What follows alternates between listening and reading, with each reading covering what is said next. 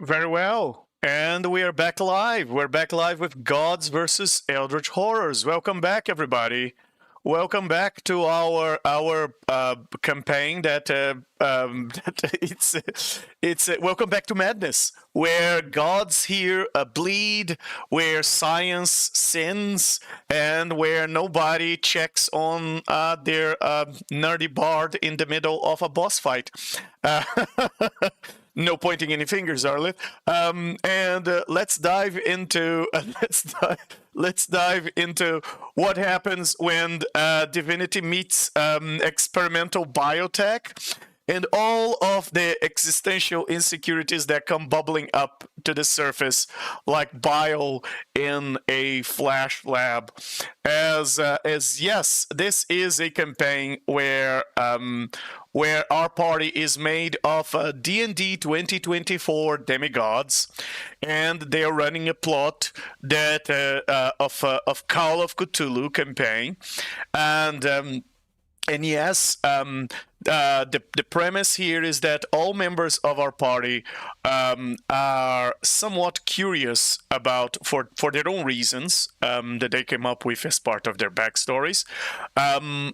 Each one of them has their own reasons to be interested in the far realm, and they kind of made a little group, a little reading group, or, or a little fan club, a little fun realm curiosity club. As every time they go around the multiverse looking for the next shenanigan to do, they ended up looking for far realm stuff together, and this is where they are right now. The gods thought these demigods in particular as well thought that their power was unique. It was earned, it was bestowed, it was sacred. And then Lord CU happened. Somewhere in the fleshy underbelly of Theros, this mind flayer looking archaic mind flayer looking science slash mad scientist, biologist, genetics expert Lord CU has successfully grown a demigod in his laboratory. It looks like a deformed fetus-like abomination. It's still hooked to the machinery and tubing where it was created from, but it is just as powerful, if not more, than the gods that are here to stop it. This desecration of divinity, and turns out that being divine, it's not so exclusive when biotech is involved. Whoops. And yes, our gods are in a very tough fight. But before I give you a little bit more, let's meet our party tonight. First and foremost, we have Mini Marco, our god of purity of soul, tanking every nightmare spawn in this place and every tentacle like a holy bouncer at the gates of sanity.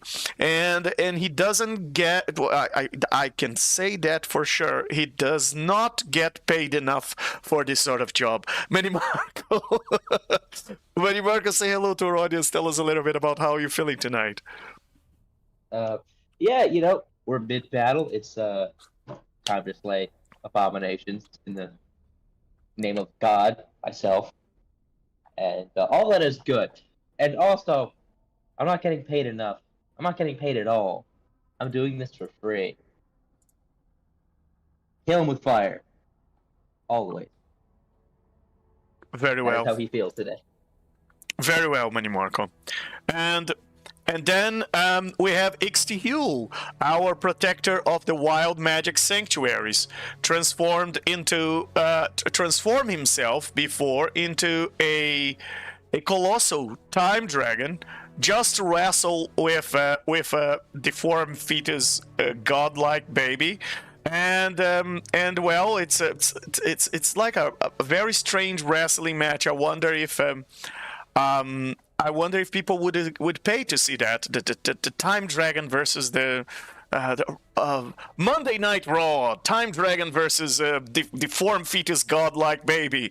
and well, it turns out he couldn't hold that for too long. But he's still trying to rip this deformed fetus and yank it from this biothrone that this creature has, and he's summoned some vine tentacles. It's a mix of vine and tentacles as he brought them up. It's to you. Say hello to our audience. Tell us a little bit about how you're feeling tonight. Yeah, just all of that.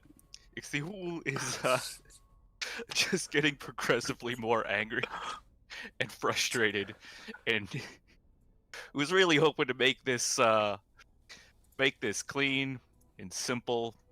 Do it as a time dragon, just annihilate this place. But yeah, it looks like he's gonna have to do it the hard way. It's gonna get nasty. Okay. All right. I thought was already the hard way, but I guess it can always get harder. Yes. And then we have Arlith, our god of holistic knowledge, who discovered ancient notes on alien biology in the last session. Alien biology and anatomy, I should say, and he decided to crawl into a chest just so that he could have a little bit of time to himself to read and catch up with his alien biology knowledge, and he promptly forgot that he was in the middle of a boss fight, and currently he was attacked by this AoE psionic attacks, and he currently unconscious, possibly dying. Definitely nerding out inside this this giant chest in the room, and none of the rest of the party know that he is there. So this goes as a tricky question. Arlith, say hello to our audience and tell us a little bit about how you're feeling tonight. I am in immense pain, both as a player and a character. Very well. What these dice are doing to me. But we'll make it through, surely. But it's still curious, however, about you haven't finished those notes. I will, of course, have to continue to read. Yes. Maybe my buddy Ixdiel will be there to pull me out of it like he's done in the past. Well, yes. Well, right now he's in the middle of a wrestling match, so yes, I wouldn't necessarily count on that. This might as well be, and I kid you not, the last session of Arlith, who has such a long story and a rich background in our community. Let's hope that the God of Holistic Knowledge finds a way to get out of this last shenanigan. Turns out the knowledge can kill. Yes, when your timing is not very good. And then we have Lumpa, our goddess of the Blade Singers, the mother of the Force, slicing reality and Eldritch Horrors alike with her blade of disaster. She's trying to kill Lord See while also trying to ignore and push down the deeper questions that come from the situation. Is she a divine trend, or she's just a prototype? And it seems that the mother of the Force has someone tricking her mind, as for 1 second she thought she had destroyed Lord Seal in the last session, but turns out she discovered there was something more, and he tricked all their sights and all the visions of the gods in the room into believing that he was in a place where he wasn't. So Lumpa, say hello to our audience and tell us a little bit about how you're feeling tonight. Hi everyone. I don't know. I thought at the beginning when we started this whole thing, I thought we were just cleaning up some mess, just another fight. But now I see that these creatures are building something potentially big. So maybe it's just time that we make a move. I guess. Very well, very well. And well, previously on Gods versus Eldritch Horrors. Our demigods have entered this living laboratory. Yes, a laboratory made of flesh, where this grotesque, inside this grotesque place, there is someone named Lord See-You, which they came to learn, that it's creating a blend of sci-fi horror and afterbirth decor, and it's and there is this entire place. They have discovered it's some sort of a lab, and in here they discover this Lord See-You has grown inside his lab a demigod, still gestating, but fully capable of divine negation and even, we should say, self-esteem negation to our demigods as they try to cast very powerful spells, and that's negated as well. There's an intense battle has unfolded after the demigods declined Lord See-You's invitation to make their bodies a little bit more functional, perhaps add a tentacle here or there, or change some of those appendages that don't really have any reason to be there, and the party. And the party declined that, and a fight started. And in the last session, they've managed to destroy the brain that was in the ceiling. Yes, not Lord See-You, not the grotesque, deformed fetus baby demigod, but they focus on the ceiling brain. It was a brain that was attached to the ceiling that was apparently controlling the layer and cutting off the layer's support system or nervous system, apparently disabled all the maddening layer actions that were happening in this place, like noxious gas and walls approaching and tentacles coming out from the floor every time someone stepped on it, and all sorts of shenanigans that this layer was doing to them. It turns out that they've managed to stop the walls from pulsing, the lights, and the lights are dim. They went away. The floor still squelched though, still very, very squishy, very slippery. But now at least it's not reactive. And the fetus god is still very much alive. Ixihue took it head on. Vinus versus umbilical cords, and he's trying to rip it out of the machine. In the meanwhile, Lumpa and Arlet ganged up on Lord See-You directly, but they ended up discovering that what they thought was just another illusion, and it seems that it might be even worse than that. An illusion that their divine sight couldn't pierce tells them that Lord See-You is not just stalking telepathically in their minds, he's doing something with their perceptions. It's altering their thoughts. And during the last fight, the party did realize that he was reading their thoughts when they were about to cast powerful spells. He was able to anticipate with precision. And it turns out that they started to think that he might be more powerful than they anticipated, and they might have underestimated him a little bit. And Lord See-You is not just manipulating their thoughts, predicting their moves.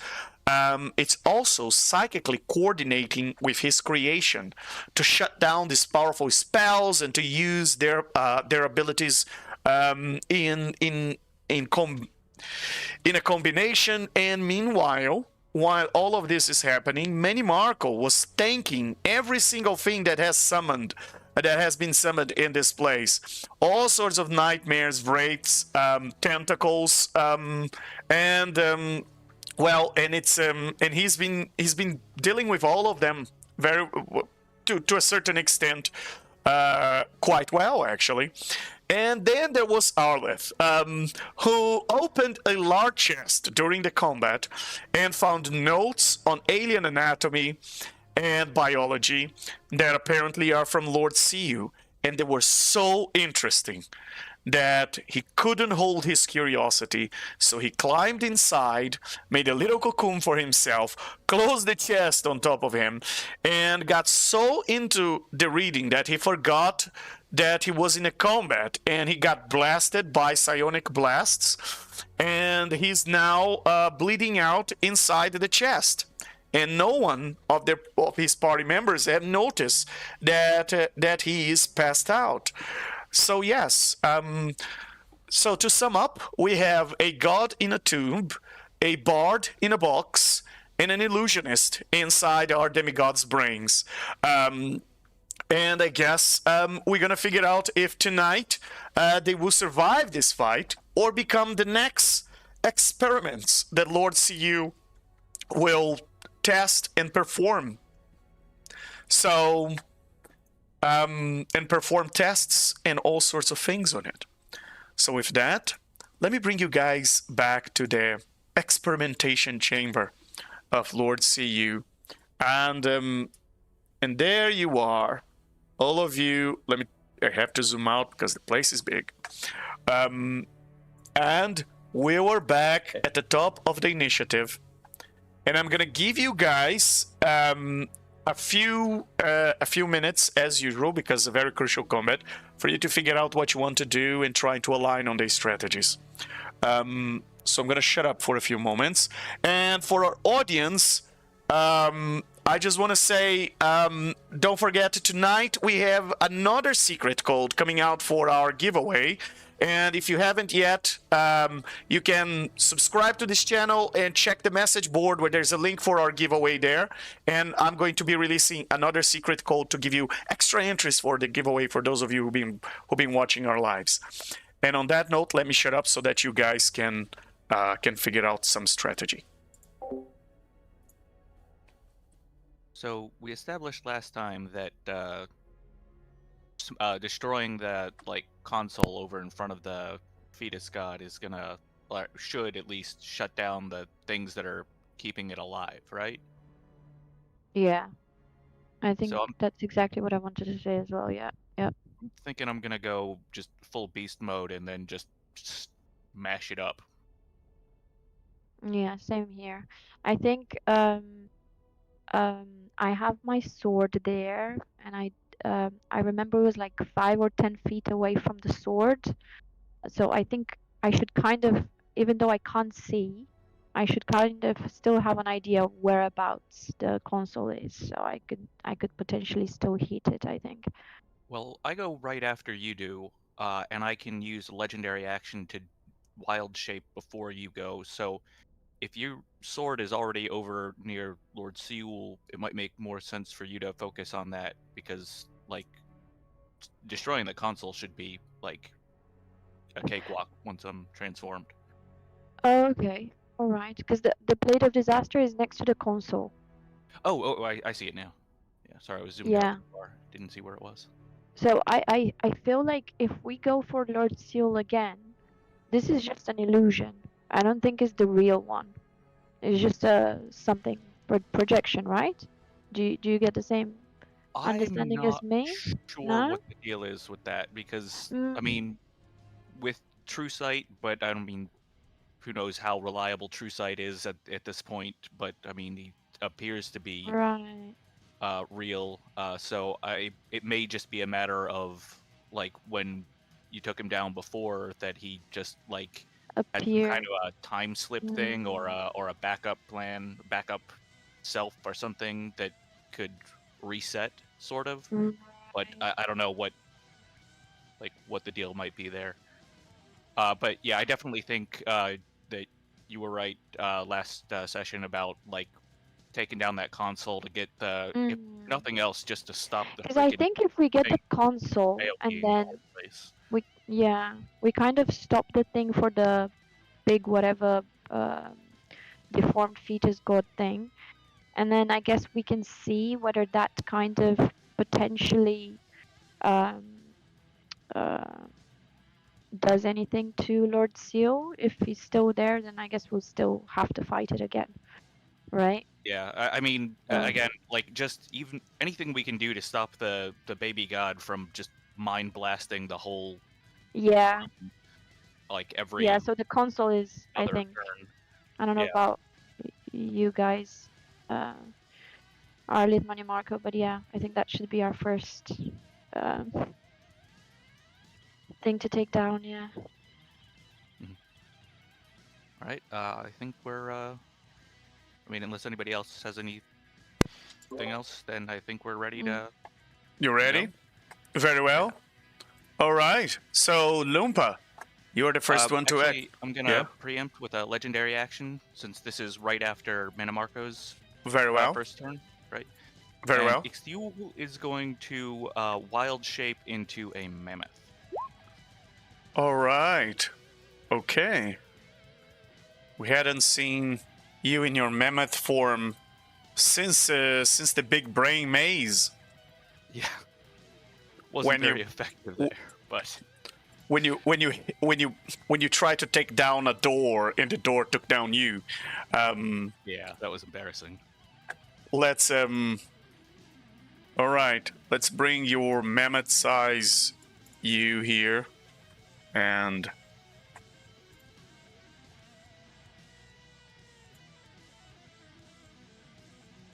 all right, so as a mammoth you are landing on the ground, right?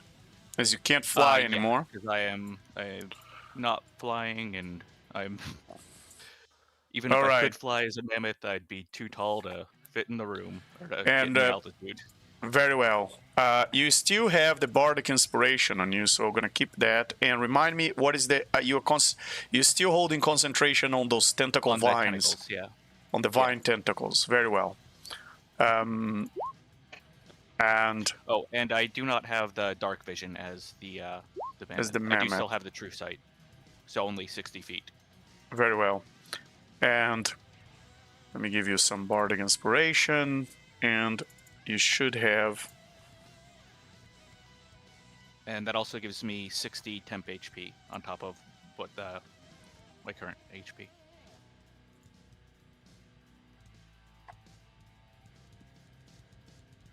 $60, you said. Yep. Very well. That's the HP of the token. Okay. And voila. I'm gonna add you. And I still why need is it your the, vision? Yeah, why is your 60 vision not feet of working? true sight. Yeah. There we go. Let's add you to There. the turn order. And you were at 21. Yep. Done. Mamukstihu. So you are landing on top of the console, correct? Yep. Yep. All right. I'm gonna, because the console is much smaller than you and you are a mammoth. I have to ask you for an acrobatics check. Alrighty. Wait, is that with the? Oh, the mammoth doesn't have stats for that. So I guess I'll just roll. So them just roll a here. dex Oh, just a straight dex. Okay. 1 second. from the mammoth. Yeah. Yes, the mammoth can't balance himself on top of the console and falls back over here in front of the console, in the unoccupied space. Let me see. Fair Yeah, enough. right here. Falls on his butt.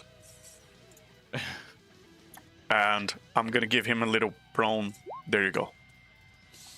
Very well. Actually, I think I've got a. Where is it? 'Cause I've got a feat that makes me real good at landings.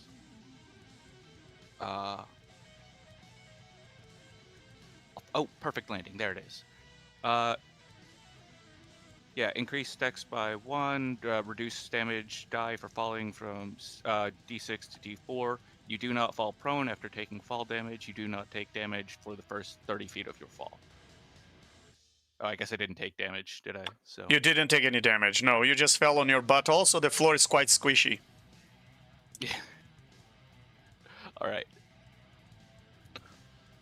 And Keep getting squished. so yes, it just looks silly. That's all. Loompa, what would you like to do in your turn? Right, so I will move Loompa just a little bit. Well, I will have to actually move Loompa around here. Yeah. Oh god, no, sorry. So I was here, right? Yeah. Okay, I will move it. I will move Loompa around here. Where? Oh, very well. Do I have a line of sight? Say if I want to attack with Ray of Frost, for example, Yes, you on the definitely do. console. Yeah, on Right. the Okay. console, So yes. Yes, I will start with the Blade of Disaster first of all. So I'll move the Blade of Disaster close to the console, and then as a bonus action, I will attack with it. Very well. You can attack twice. Yes. So does a a 22? A 22 hits, yes. And you have advantage, by the way, because this is an object. 20! Very I rolled a well. 20! Excellent. Which on the Blade of Disaster means triple dice. Yeah. Very Oh, that's good, very good. You amazing. get inspiration for that. First nat 20 of the you. session, and attack again. No, because that was the Oh, yeah, because I got a net 20, You get right? it? No, because you have advantage, because it's an object. So Oh, that was your I see. first attack, in fact. Oh, okay, a You 27. roll again. You have advantage. Very well. Still. So roll Right. 16 d12s for the damage that you gave to that panel. That sorts it out. So it's D12, 16 of them. All right. There we go. Ooh. 106. Wow, very well. So with that, you as the Blade of Disaster hits that panel, the panel blows up and starts to sparkle, and then suddenly it just ignites into flames. Mamux, to heal, I'm gonna ask you to roll a dex save to avoid Oh, I'm so sorry. to avoid 12 points of fire damage. A dex save? Dex save, yes. Okay, well that I actually make as Ixtiul, Very well. which is a nat 1. So, embarrassingly, which makes sense, as your mammoth is sitting on his butt right now, and he takes 12 points of fire damage from the explosion of the panel, and as the panel explodes, you see the lights from the device, from the machinery behind the deformed fetus god creature, all shuts down. And you hear that sound of machinery just shutting down and powering off, and with everything powering down, that if the tentacle, not the tentacle, sorry, the umbilical cords looking tubes that were connecting the creature, the deformed fetus to the thing, suddenly detach from his body, and he falls to the ground. And the tentacles are now holding him. The tentacles. Anyway, they are now grappling the creature, as it's no longer flying and no longer attached to the machinery. So I'm gonna remove its altitude, and it's also going to take some fire damage. It's still very much alive, so. It's very much alive, yes.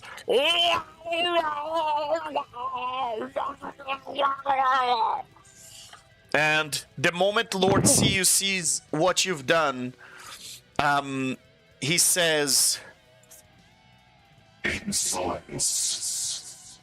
What have you done? Destroying my years of my work, years of my study, trying to destroy my progress, my knowledge, because you are too ignorant to understand that. I will make sure.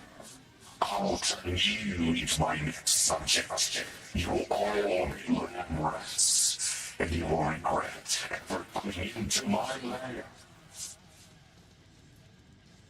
Can I get an angry elephant noise? Because that's Xeul's response. Very well. An angry elephant noise. I have an elephant. There we yeah, perfect. Very well. Just top it up. And Loompa, that was your bonus action. What else would you like to do? I don't have much left, so I guess I will use just 2 cantrips.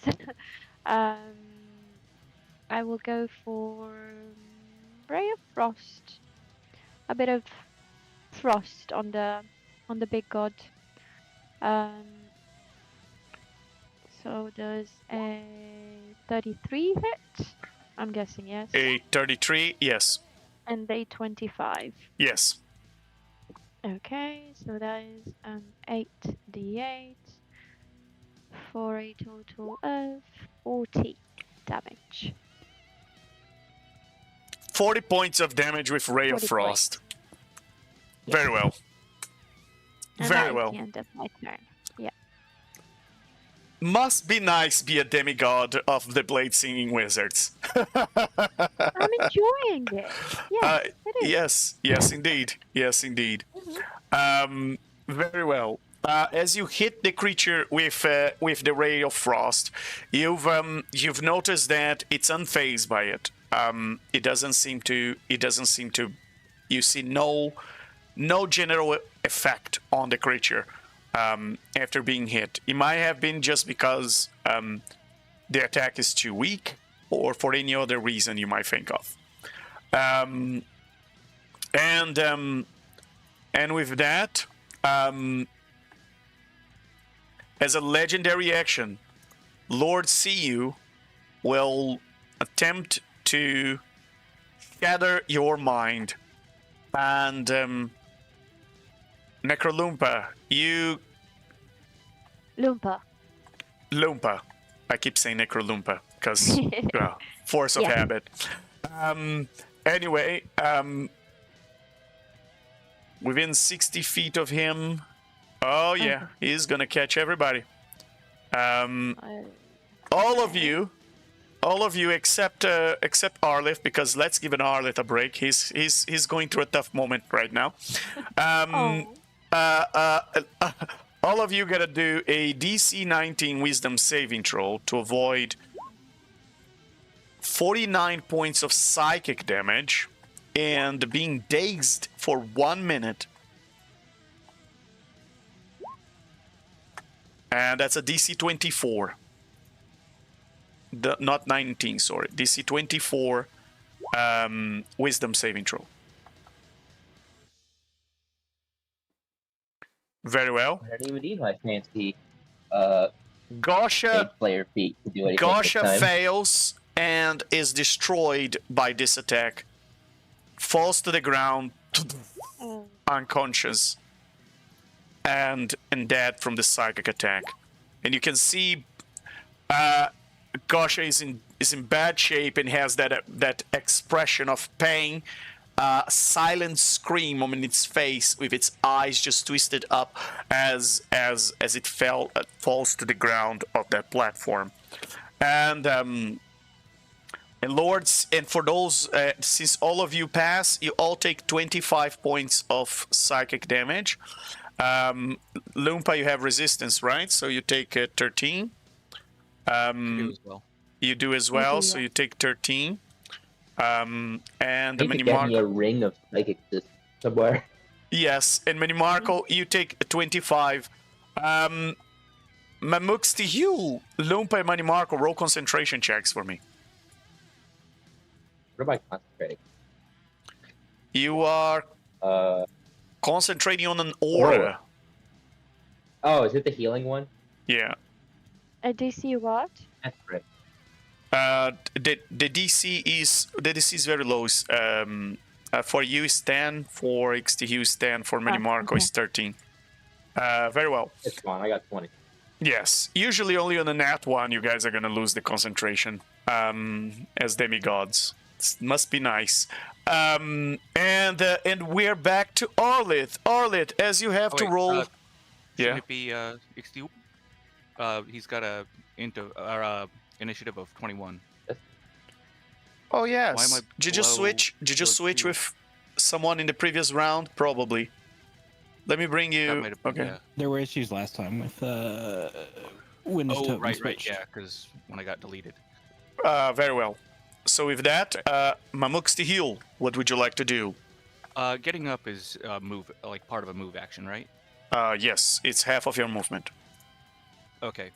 Well, he's gonna start by lumbering his big old mammoth self back up to his feet, and as he's doing that, he's also going to take a bonus action to make the vines attack the baby god. Very well. So, I assume that'll hit. Yes, that definitely hits.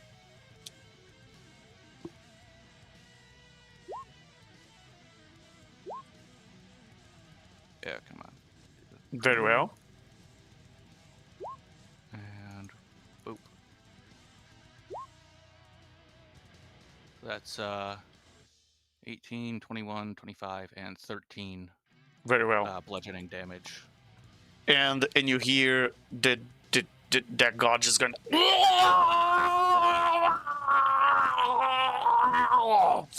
And as a reaction,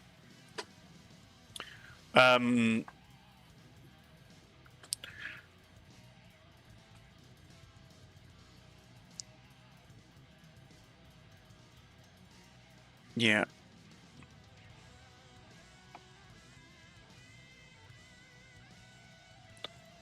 You see a dark aura expanding from this creature.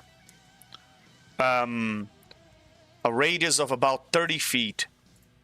And suddenly shadows come out of it. Its eyes glow with anger as it's almost as if it's giving you a little gaze of death. And as it does that, you gotta do a DC 24 wisdom saving throw.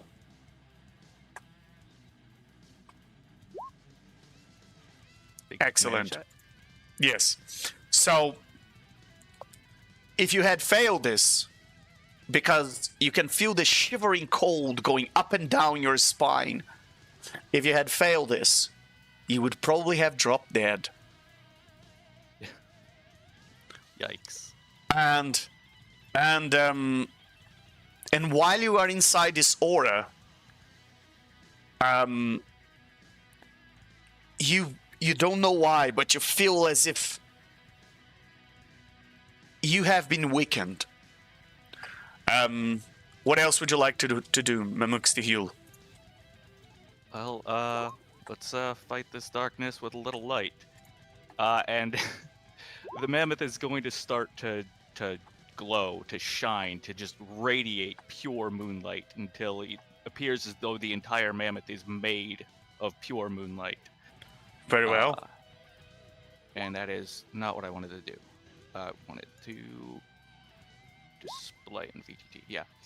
He is casting Font of Moonlight. Very well. And then he's going to move. What is that? so you're shining bright light in a 2020, right? Excellent. Yep. 20-foot radius of bright light and then another 20 feet of dim light. And then he's going to trot over to here. Or clomp over to here. Very well. And get out of that aura. Very well. And you can see that the light bothered the vision of that creature because it turned away and just went like. And the vines, as he begins to glow, the vines shrivel and wilt away Very well. and are gone. Yes.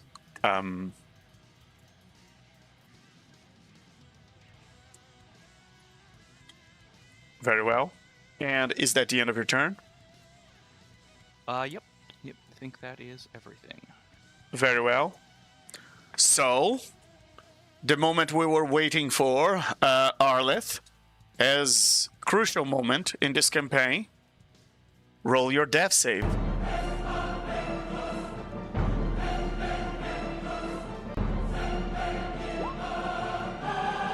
Yay! Well done, Arleth. You managed to pass the first one. I will let you roll death saves as a legendary action. All right, so you don't have to wait 3 whole rounds to go through them. Up to you. Double-edged sword, though. Yes. I get a 1. Up to you.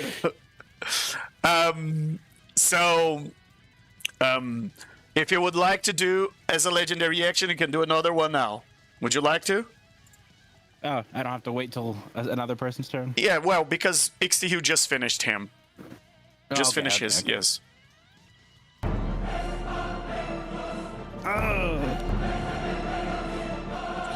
Oh no! And that's one good, one bad. And Arleth, you're still. Can I give him my inspiration by any chance or no?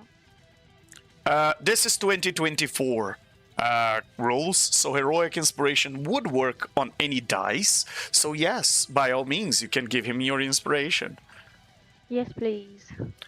And how would you inspire Arleth? Arleth, in the moment of your death, you think about Lumpa, and you think about, oh, Lumpa would never die reading a book. And suddenly you are inspired to survive so that you can finish your reading. Go ahead and roll again. Let's go.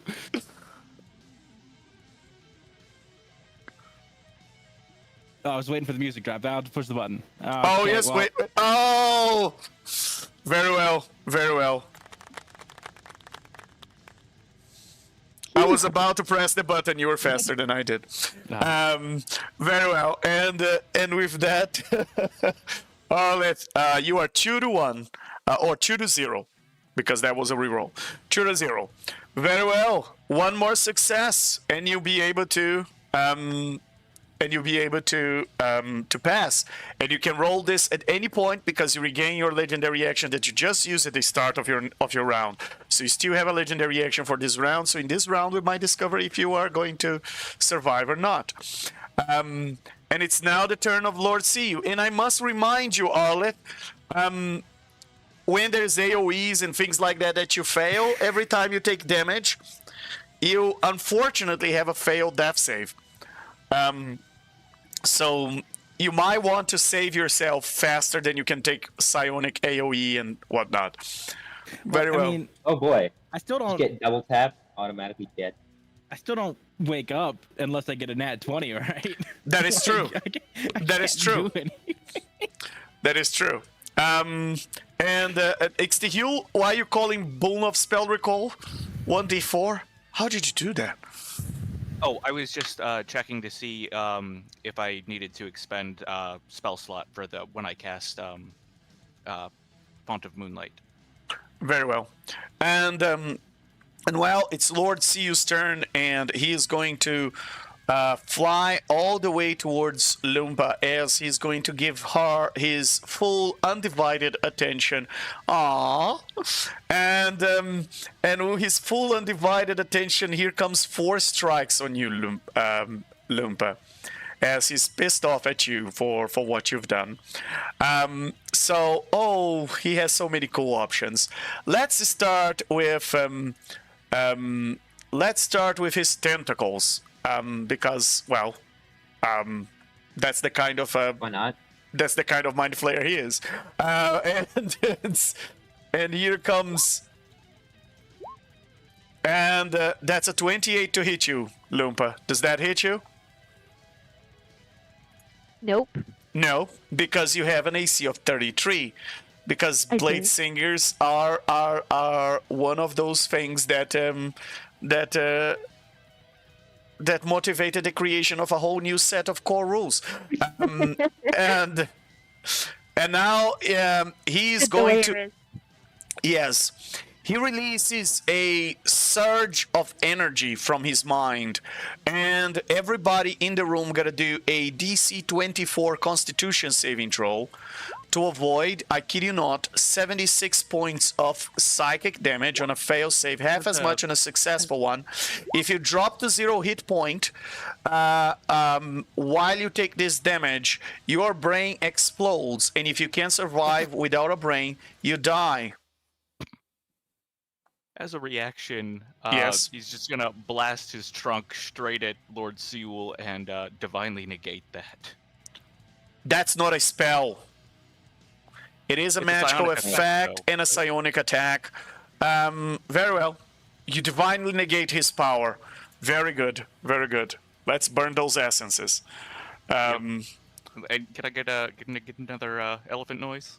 Oh, yes, of course. Thank you. Yeah. So, Ixtic, you divinely negate that, which probably saved the life of Arleth, even unknowingly, because his head was about to explode. And Lord CU is very frustrated with you guys, and now he's going to focus all his psionic energy on Loompa.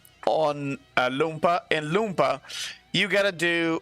He attempts to plunder into your mind, and you feel that he's attacking you, and this time around, he's attacking with some sort of psychic tentacle, and here it comes, and that's a nat 20 for 26 points of, and I'll screenshot because No, wait, just- sorry, I'll definitely use a reaction for that. yeah, what reaction do you want to use? Uh, du-du-du-du-du.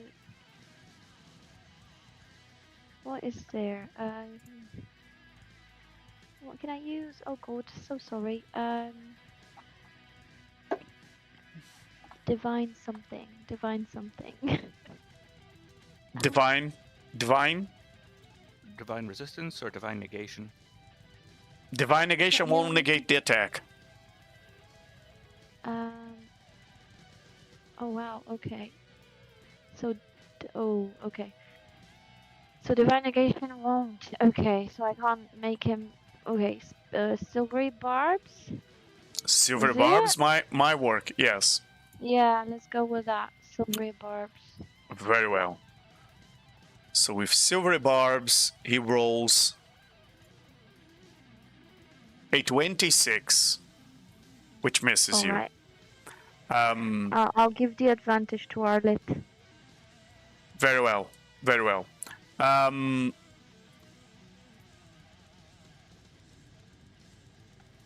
Which he will need.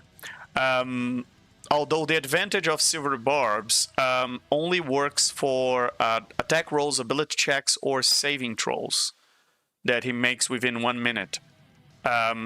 So does that not is not for Is death saving save a throws. saving throw? It may be beyond Ah, his death saving throw.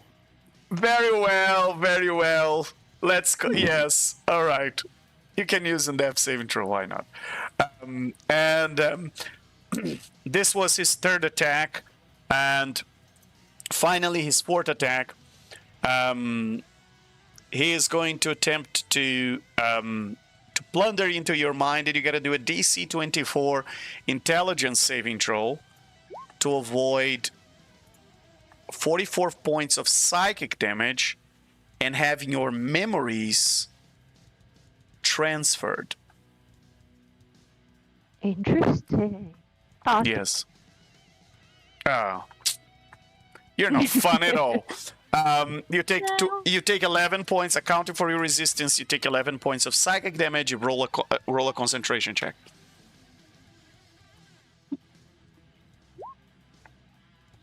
Very well. And with that, that's the end of his turn. I'm gonna take a legendary action out of turn of ending. Very well. Go ahead, Money Marco. I'm going to bonk that race. Very well. I get both my regular attacks, right? That's how that works? As a legendary action. Yeah. Because since my one attack action, I get 2 attacks for it, I still roll both attacks.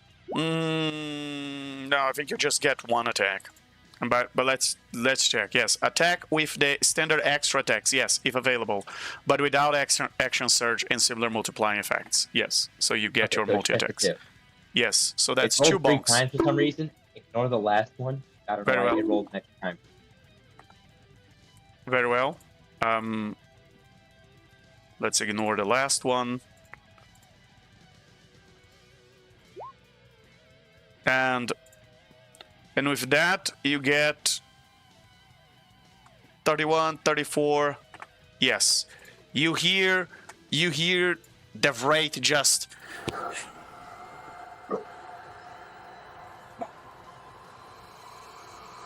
as the creature disappears. Dust to dust. Well done. Very well. And well,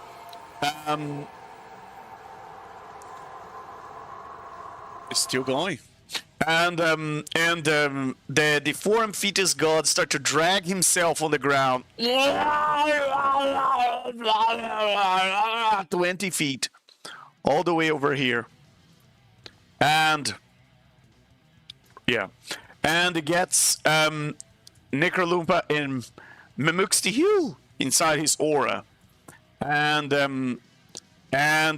both of you gotta do a DC 24 Constitution saving throw to avoid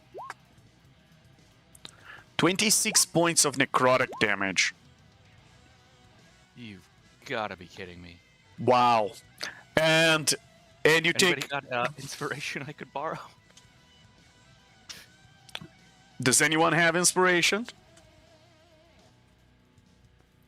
I Do I think still have that bardic inspiration? yes, you do a D12, but it is not going to do anything for you right, here. Right, yeah, I just said add, not a reroll. Yeah. So with that, you take 26 points of necrotic damage as the mammoth. And Necrolumpa, you have... Oh, Lumpa. I keep saying Necrolumpa. Lumpa, you have... you have resistance, right? No, I do, but I passed the check, yeah? Yes. So you pass the Okay. check, so you take 13. But you have resistance, so I'm going to give you 6 back. And you roll a concentration check. Mamux the Heal, roll a concentration check. How much And damage did I get in the end? 7. Okay. You are at 7. You are at 109, and Mamux the Heal is at 9. Very well. And both of you pass the concentration check. Mamux the Heal, you observe that this creature seems to be sucking your life force. And it feels to be feeding off your life force, as you can see it, as is still is still moving and seems to be healing itself with the life force it's sucking out of you. Gross. Yes, and that's one of its attacks. Here comes the next one. First of all, let's see if he recharges. He does. And he thought you were feeling a bit too lonely, Minimarco. So this creature is going to summon another undead into the room. Because That's just fun. And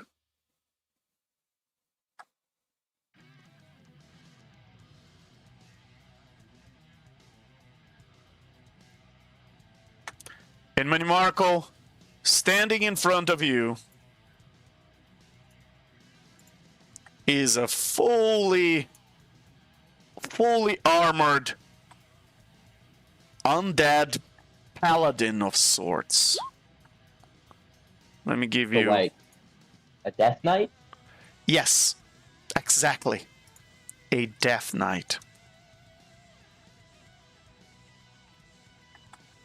I hate it on principle.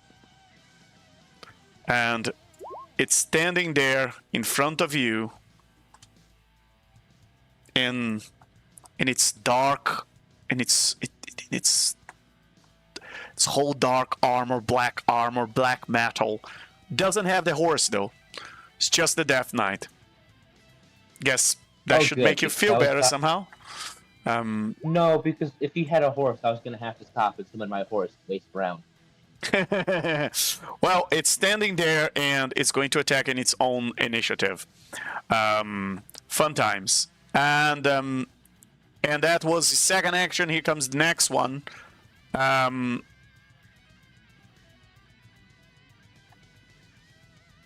Yeah. He is going to release a Ray of Cold on Mamuxti Hill. And that is an 18 to hit you, Mamuxti Hill. Against AC? Yes, against the Not gonna mammoth. hit. Not gonna hit? The mammoth Nope. is not... You're using your own AC? No, I am using an AC of 22 as per the, where is it? Improved, yeah, improved circle forms. No, that's not the thing. Oh, yeah, there we go. Circle forms. You gain 60 temporary hit points. Until you leave the form, your AC is 22 if it is higher than the beast's AC. Very well. Okay. And with that Ray of Cold misses, and that's the end of the deformed fetus god's turn. And Marco, what would you like to do? I'll take my legendary. We'll see what Very happens. well. Very well. Let me move. prepare.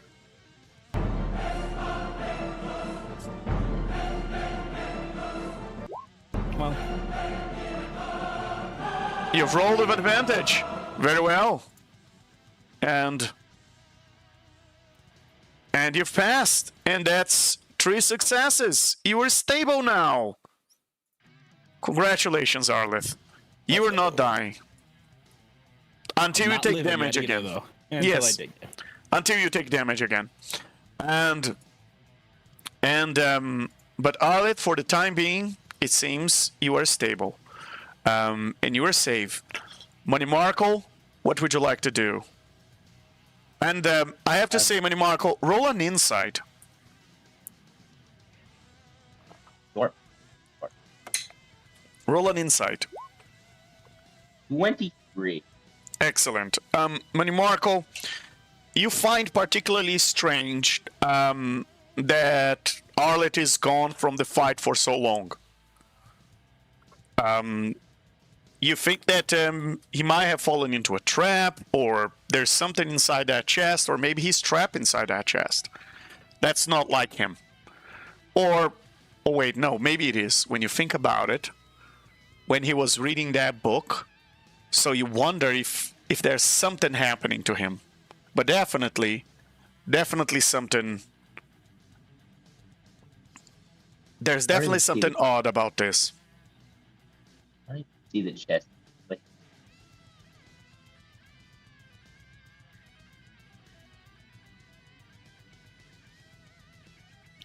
He's keep that in with this chest. That's not what I I wanted. can't even see the chest over there. Yes, you can. This is the Yeah, chest. Like, Yes, you can, it's, because it's that statue fell. oh, okay. So But this is it complete darkness outside of that area? You can't see. me, Oh this- wait, your token can see. Oh, I thought Mamukstihi was illuminating that. Let me see. My light aura only goes to. Oh it's yeah, up Mini a little Marco. bit sharp, a little bit Well, sharp. you could see it before. You can't see it now. Okay. But you know he went there. Oh boy. My road went crashed. So it's still working for the audience. Because another instance of my browser. All right, let's hope this doesn't crash with everything. Anyway, you could see it before, so you know where he is. But anyway, it's still strange that he disappeared. What would you like to do, Manny Marco? You have a Death Knight in front of you, and you have a member of the party, AOL. Well, first thing I'm going to click this button. Everybody gains 3 HP. Yeah. Oh well, I think only Loompa is close enough to get 3 HP. But Yeah, 3 HP. just barely outside of the aura. Actually, I'm gonna move over here.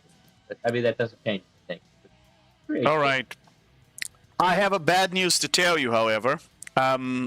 They don't gain any hit points. Is your That's- aura of healing is being countered by the aura of death from that god. Ooh. Is it at least protecting me from it? He Or is is, it just like so overpowered that it's just being defeated? well, You're outside the aura, right?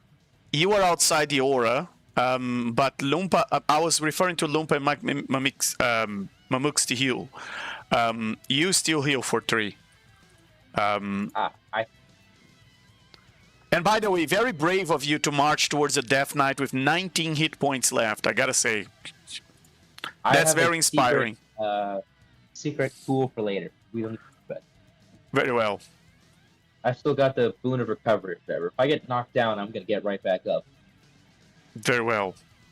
And He's getting he's getting hit. Getting hit large. Going to do the very well. then I'm going to do these.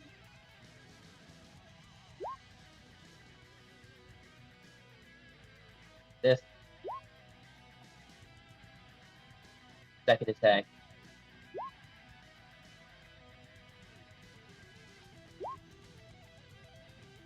There we go. There's all the guys. Yeah, I'm only seeing, so 25 and 21 both will hit for is that a 26? Wait. So So 20. It's 2 melee attacks and a divine smite at level 5. Okay, what is the total damage? There are one too many numbers there. We have a 16 of the radiant from the divine smite, then 21 from the. then the 26. You have necrotic damage in your mace. Yeah. Okay, so that's 16 radiant from the divine smite plus 26 from your mace plus 26 from your mace again, so 52 from your mace and plus 16 from the divine for a total of 68. And with that,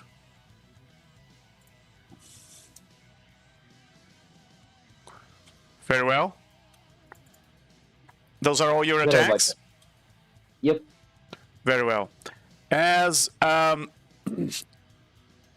wait, as a reaction, the Death Knight, when it's hit by a melee attack and he's holding a weapon, which he is, he parries your attacks and adds 6 to his AC which will make your attacks miss both of them. Say what? Yes, he parries your attacks with his weapon. And he adds 6 to that his includes AC. the smite? That includes everything, because the smite only connects if you connect the hit. And he Cool. parries both your attacks. And he adds 6 to his AC as part of his reaction. Isn't Okay. fighting a Death Knight Both of- fun? Both those attacks had over 20 to hit on him, but like, cool, Death Knight. I believe in you so much right now. Anyways, that's all I can do. So it's He parries like you with this. his dread blade. He parries you both of your attacks. He's well trained, just like you, and he's not gonna go down that easily. And yes, it seems that it is some sort of legendary creature that is powerful. What else would you like to do, Mini Marco? I had used all of my. I let's do it. Very well. Lumpa, it's your turn. I will start with the bonus action, so we'll go for the Blade of Disaster. Very well. And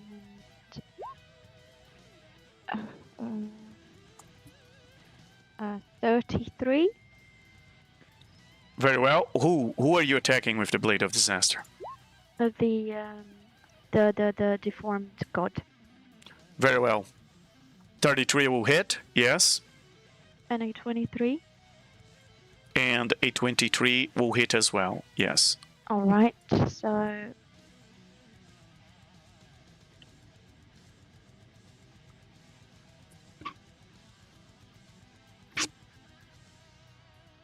Roll 8d12. oh, Very that's well. such a 51 Oh, points yeah. of force damage. And as a 51. reaction to being hit by your Blade of Disaster, this creature is going to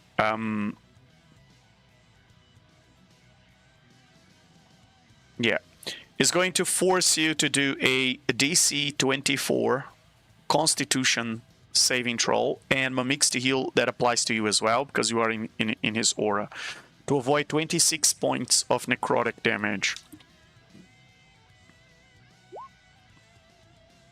Very well. Both of you take 13. However, Mimic's to heal, that brings you down to your original form, as this form is gone. And Lumpa, you take 7. You gotta do, both of you gotta do a concentration check, please.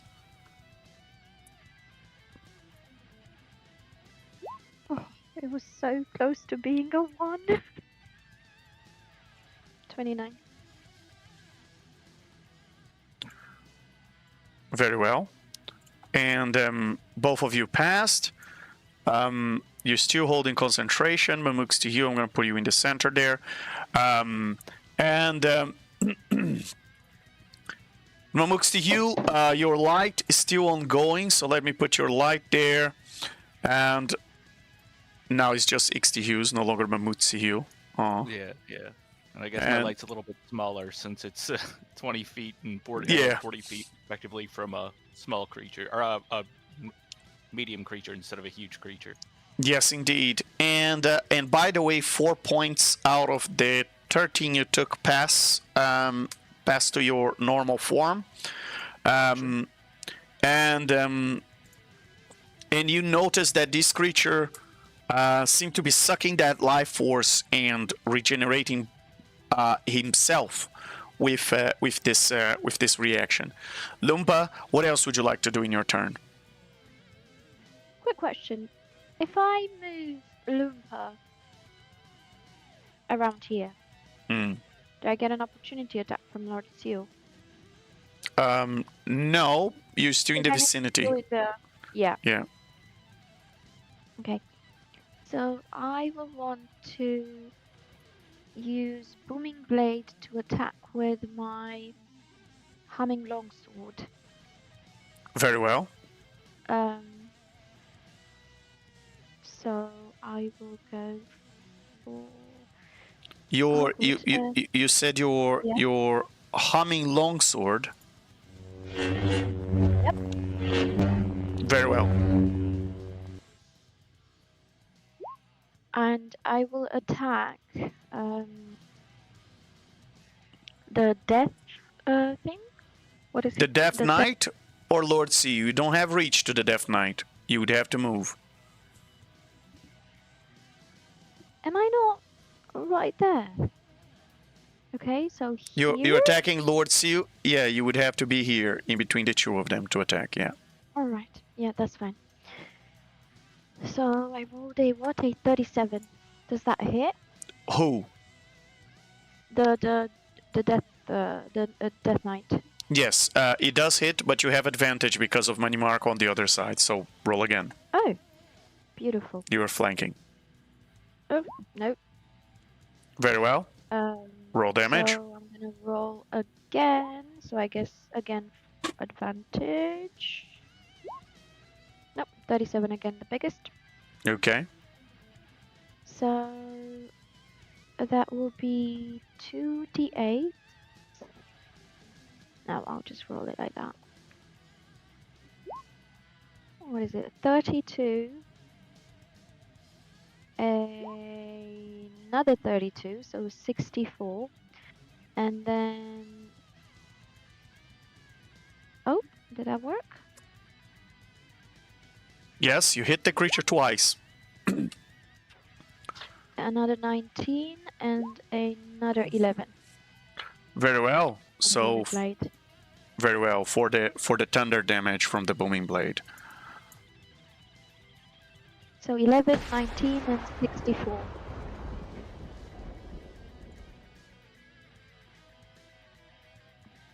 Very well. And that And- would be the end of my turn. Excellent. As a legendary action, Lord Siu is going to take advantage of the fact that you are where you are, and he's going to I'm attack. Sure he will. Yes, and he's going to attack both you and Mini Marco. And does he reach 60 heal? Yes. All three of you gotta roll a DC 24 Wisdom saving throw.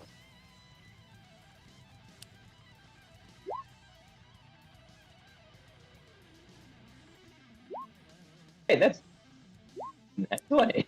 Excellent. You get inspiration for that. And Yay! with My that, mind, a stalwart wall. and Arleth, by the way, you can continue rolling death saves if you want to try and get that nat 20 to get 1 hit point back. So Ixtihul, all three of you've passed, so nothing happens to all of you. He was doing something to your minds, but it seems that nothing happened. Ixtihul, it's now a legendary action for the deformed fetus god, and as I'm it did, actually yeah. also going to take a legendary action to take wild shape back into a mammoth. All right. I'll resolve that as soon as I resolve the. Do you want me to resolve before or after? Probably before, as I get all that temp health back, because I'm guessing this is gonna hurt. Okay. So it has 60 hit points, right? So I'm gonna resolve it, and let's see if it's even worth it to bring the token back.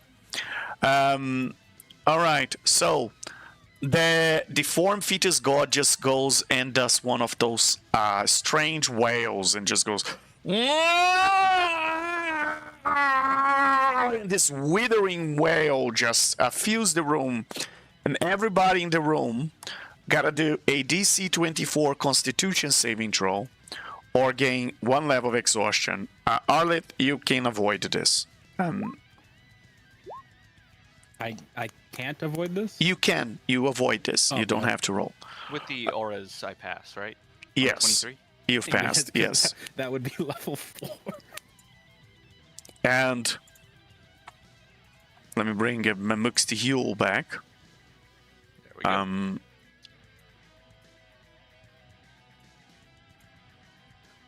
Very well. And Mamux to heal, what would you like to do?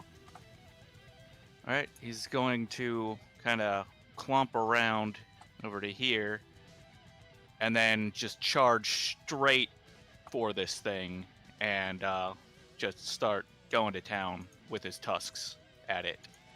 Very well.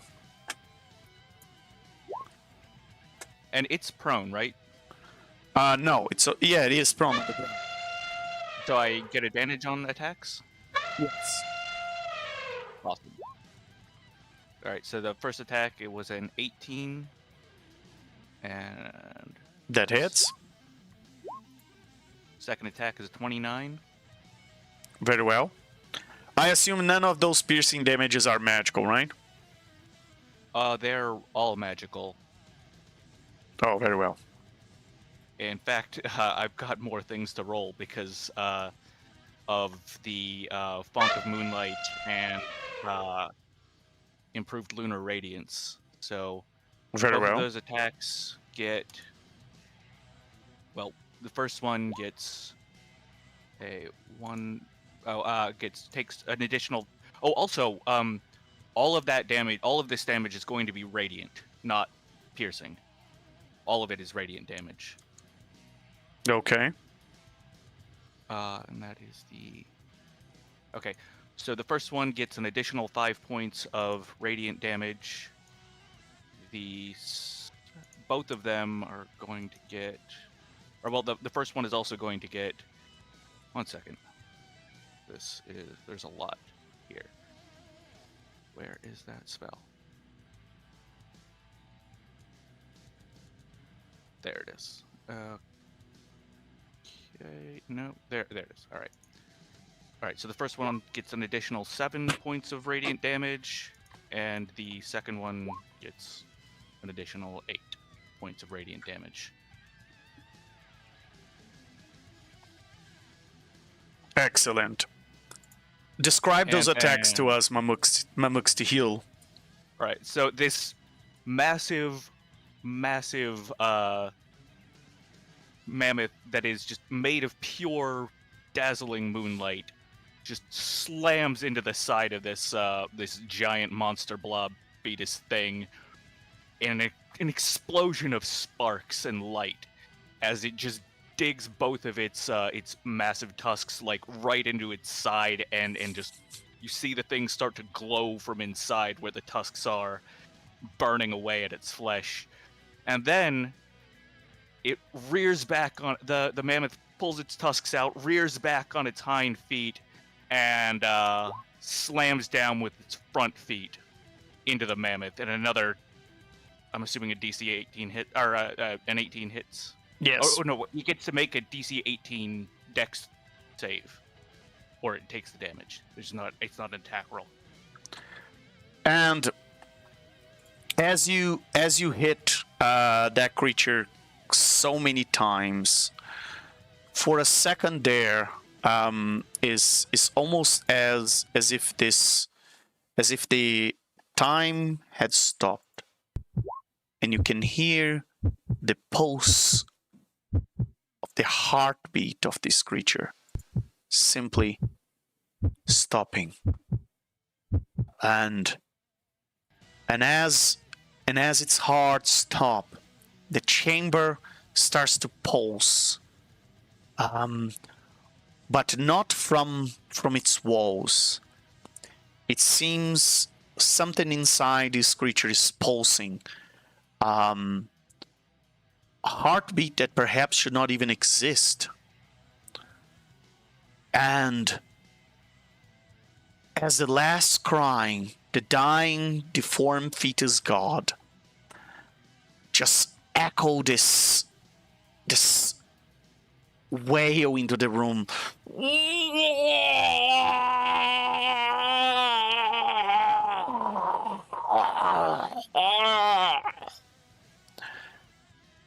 And it falls and everybody in the room gotta do a DC, except Arlet, a DC 24 Constitution save. The deformed fetus god lies there, sprawled across the slick membrane of the floor. Its form half meld with the strange tubes that's still dragging out of its body. Its body still twitching with spasms, of almost as if there's still power coming out of it. You can see the glowing dark veins leaking this radiant ichor, this dark radiant ichor onto the ground, pulling around in puddles, and then you can feel, you can sense the eyes of Lord and the anger and the rage of Lord see you almost burning through your scalp. As a final thunder slam of the mammoth tusks pierce through the fetal god, bloated form, it just lifts him a little bit and folds his malformed divinity in half, smashing it down. And then there's only silence until the soft exhale of the rupture of organs as the creature hits the ground. You can see you can see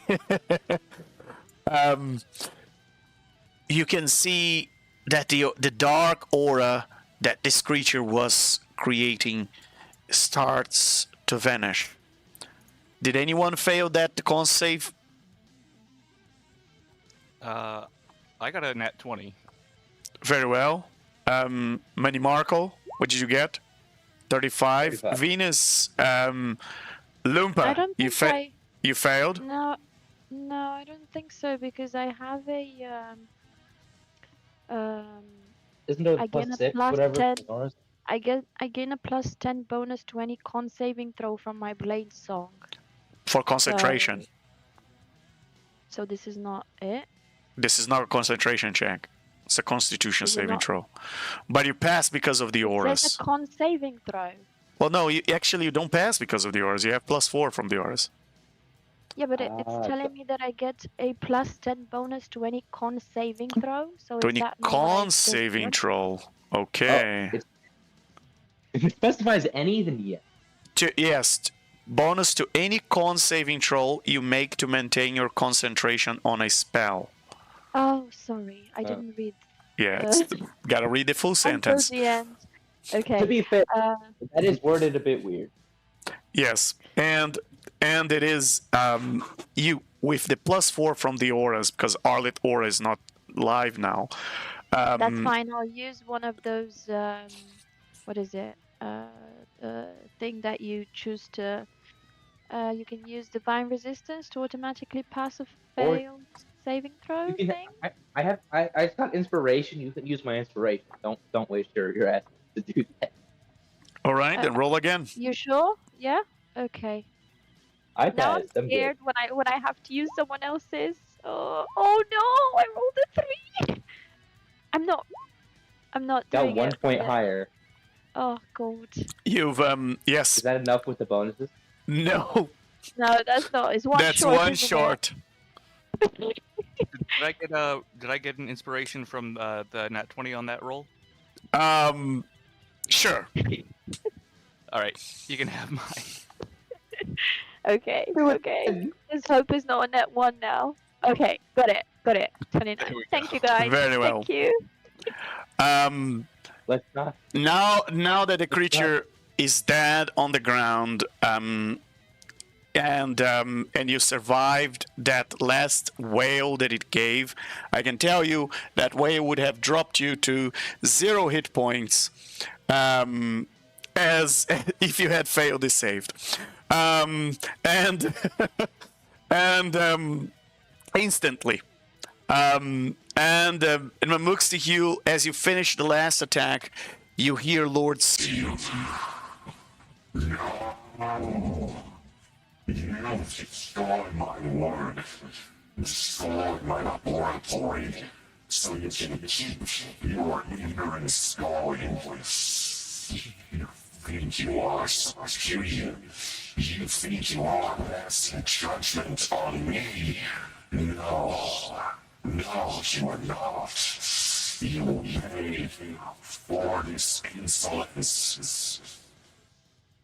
And Ixtiel responds with a triumphant blast from his trunk, and then Blink steps to here. Wait, yeah. Thank you. And that'll end his turn. Very well. And with that, it's now the turn of the Death Knight. And now this creature has a legendary action, so he's Before going to he use... takes his turn, I'm going to use my legendary action. Wow. to, You should have announced before I said legendary action. He's doing his legendary action, and you can do your legendary action after. I was waiting for the last turn to end so I could use it, and I was too slow. As a legendary action, this creature is going to release a foul word, and it's going to focus. Content ID. It goes to focus on. Oh yes, it's going to focus on Minimarco, and Minimarco got to do a DC 18 con saving throw to avoid 27. 14 points of necrotic damage. As you've passed, you very well. As you've passed, nothing happened to you, and now you resolve your legendary action. He's getting a mace directly to his face. Very well. First 23. And the second one is 30. Very well. You both hit? 23 doesn't. The 33 does. Okay. Roll just the damage for the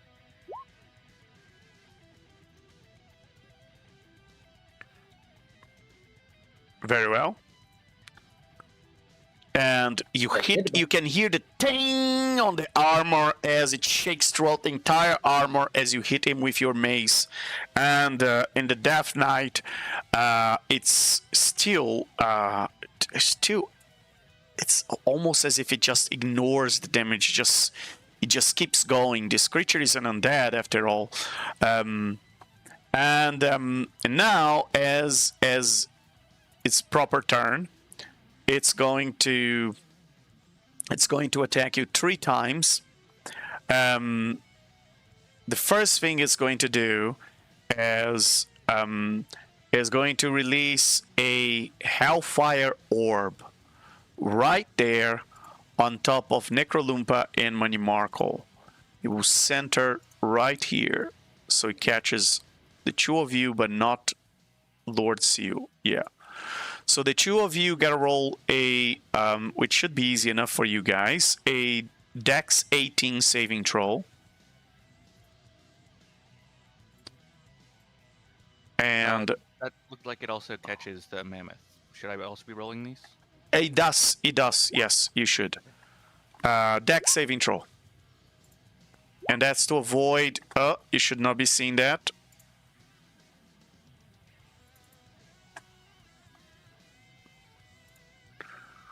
I mean, my modifier is +2. You can still roll a nat 1. I know, but it's And not- usually when the players start to boast about it, that's when you roll a nat 1. Well, I didn't, but I boasted about it after I rolled my die. And Ixtiel, I think with the auras I passed. with the auras you pass, you have +4 from the auras. Very well. So that was to avoid a massive blast of hellfire.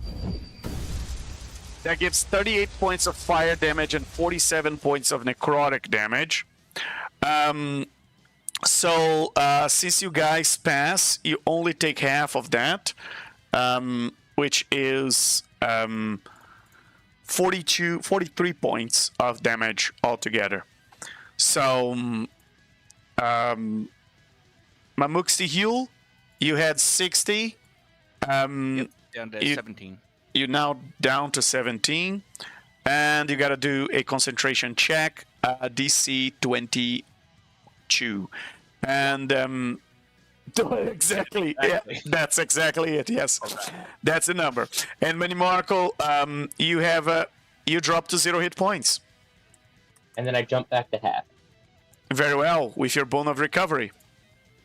Yes. Very well. Can you tell the audience what the bone of recovery is? Okay, so the boon of recovery works like basically it has 2 effects. The first one is you get a pool of D10 and you can use it to heal yourself at any time basically. The other effect is whenever you take damage that would reduce you to 0, you're instead reduced to instead your health goes back up to 50%. Very well. And what is half of your health? My total health is 284. Half of that would be 142. Very well. So instead of dying, he heals you for 142. However, you do lose concentration because of that rubber banding. And Lumpa, you got to roll a concentration as well, but you have resistance to necrotic, right?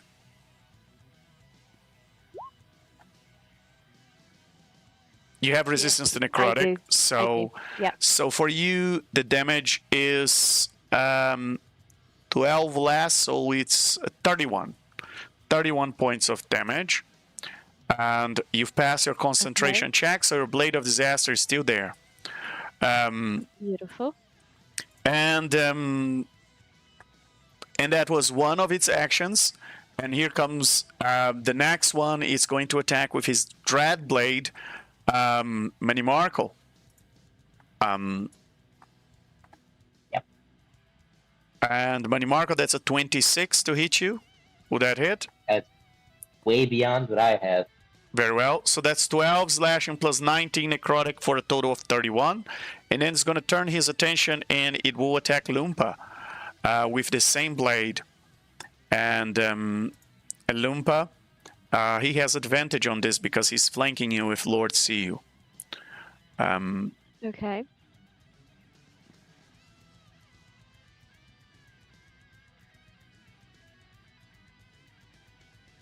And that's a 28 to hit you, which will not hit. Nope. Very well. And with that, that's the end of the Death's Knight turn. And we're back to Arlith. Arlith, roll a death save for us. Let's see if you wake up. No. Does anyone has inspiration to give it to Arlith to see if he wakes up? I don't think so. I'm pretty sure we all used them. When we And were Mamuk Did you to use you. the advantage that I gave you for And the... Mamuk to you. Oh, okay, okay. You can roll an insight as well. Okay. That's 26. Excellent. You also start to find particularly strange that Arlith's been absent from this fight for so long, and you think that he might be trapped inside that chest. The chest is open, right? No, he closed. This But I thought chest. he opened it before, like he closed it before, and then like woke up and opened it, and then got KO'd. Before he died, he went and cocooned himself inside the chest and closed the chest above him so that he could fully focus on his reading. And then there was a psionic blast, and he ended up passing inside there. Okay. Would I remember that the last place I saw him was down in the chest when I was flying up around the Yes. ceiling and he was in Yeah. there? Okay. Yeah. Okay. So you find particularly strange that it's he's spending so much time inside of it. Although if he's reading, that is characteristic to his personality. And Arlith, do you want to roll your legendary action as well? Not yet. Very well. And we're back, and as a legendary action, Lord Siu is going to blast everybody with a DC 24 Wisdom saving throw to avoid 55 points of psychic damage and a dazed condition. Have I already used my reaction this turn? To do?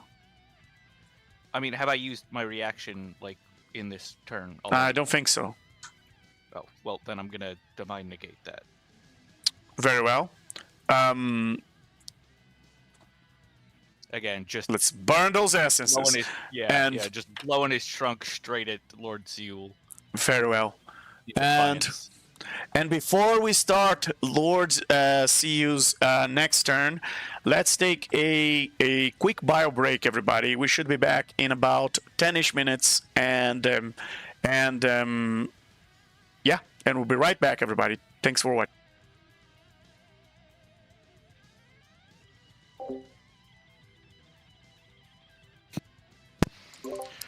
All right, is everybody back? I am. On here. Yep, I'm back. Very well. Who are we missing? Is Minimarco here? Money Marco.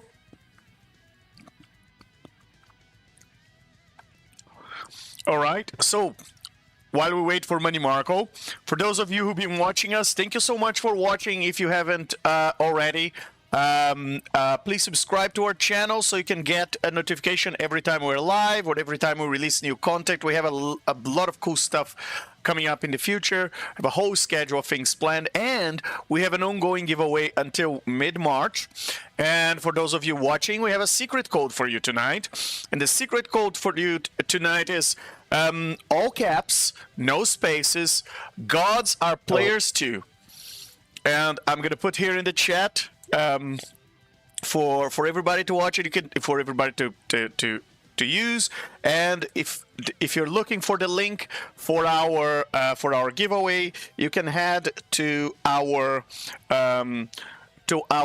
message board, where you will find the link to the giveaway, and you can use this to get some extra entries for the draft. That we're gonna have 77 winners on this draft, so there's more chances for you to get a little piece of the loot.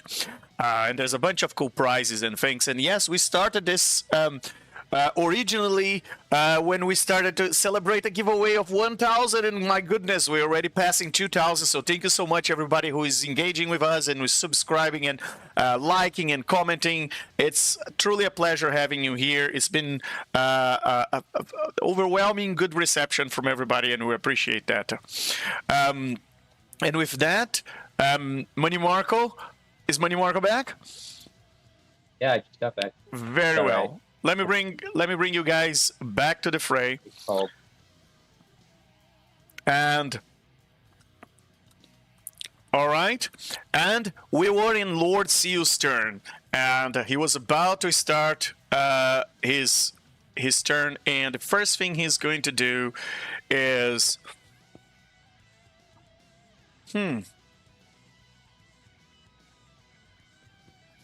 he projects images on all of your brains, and you all gotta do an intelligence save, DC 24.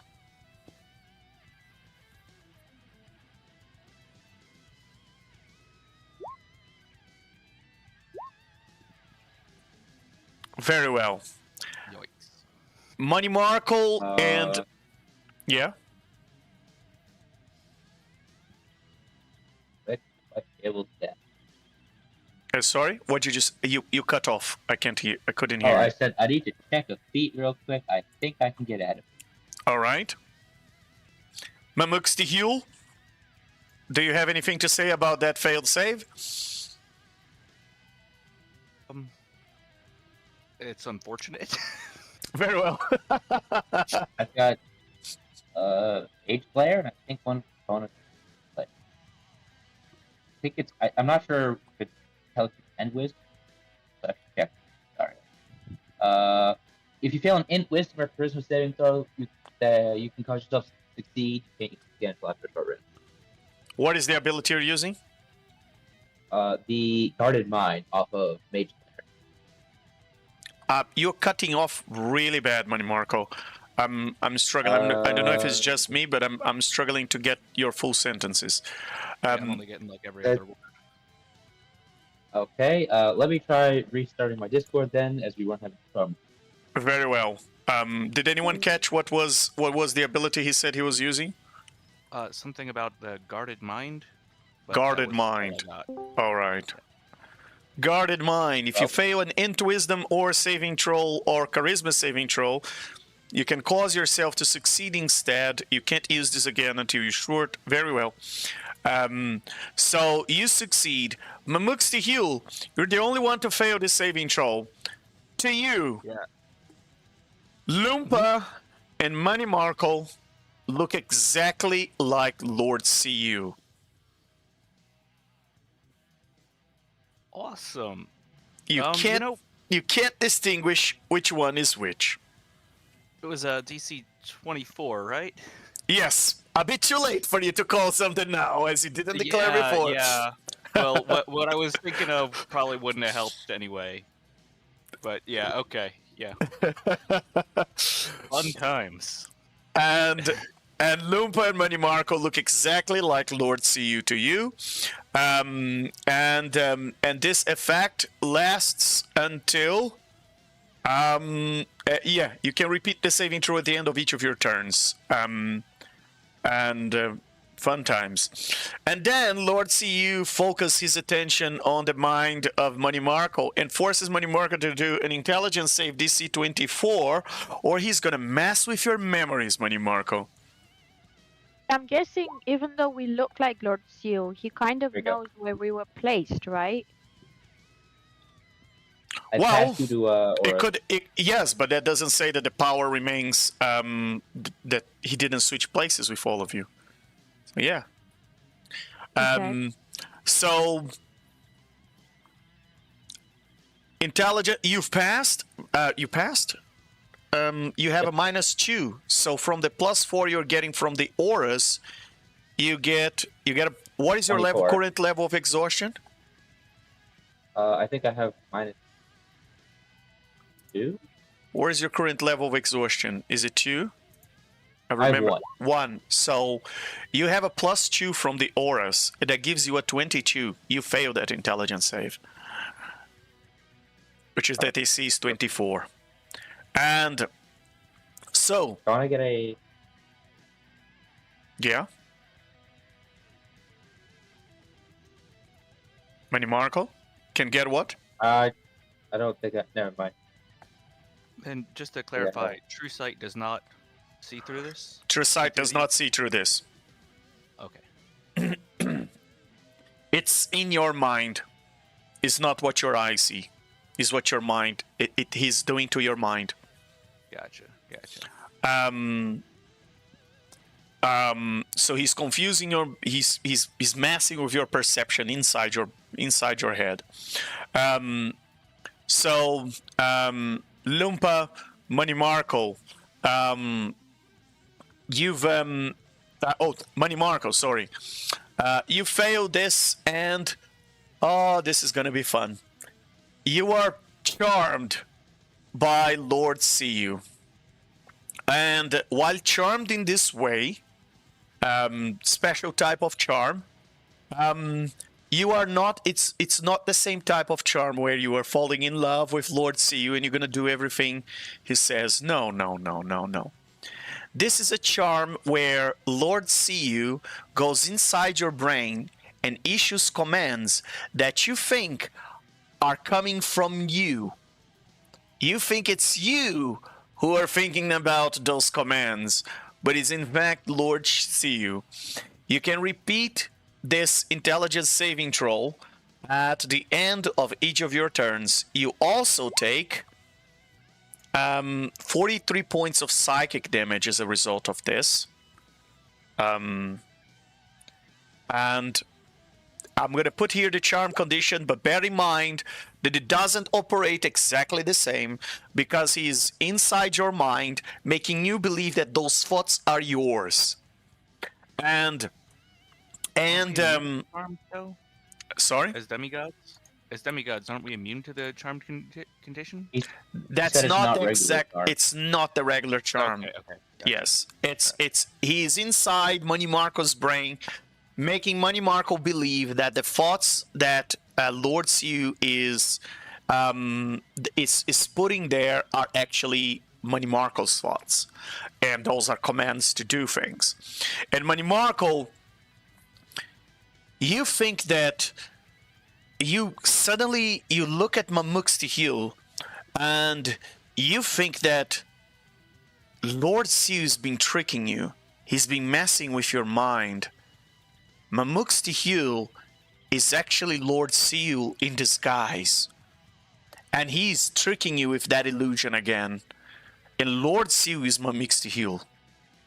So you now think that even though you can see Ixtihil as Mammoth form perfectly fine, you now believe that that is Lord Siu's illusion, and he's behind that, and you're finding yourself very clever for having figured that out.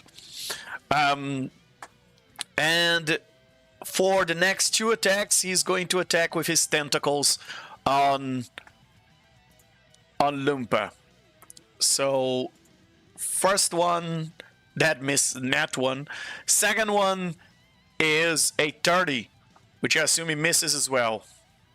Indeed. Very well. And with that, So unfortunate. that's the end of his turn. And Manny Marco, now you feel you get attack the Mammoth. And Mammoth, you have no idea who is the true Lord Siu. Yeah, well, one of them's coming at me, so I think I got a pretty good idea. Wait, yeah, So- that is true. All right, Manny Marco, what would you like to do? I'm going to do a couple of things. First, I did find out I actually had advantage on that check because I don't know what half the stuff I have is. But that's for next time. I've already failed. Anyways, I am going to activate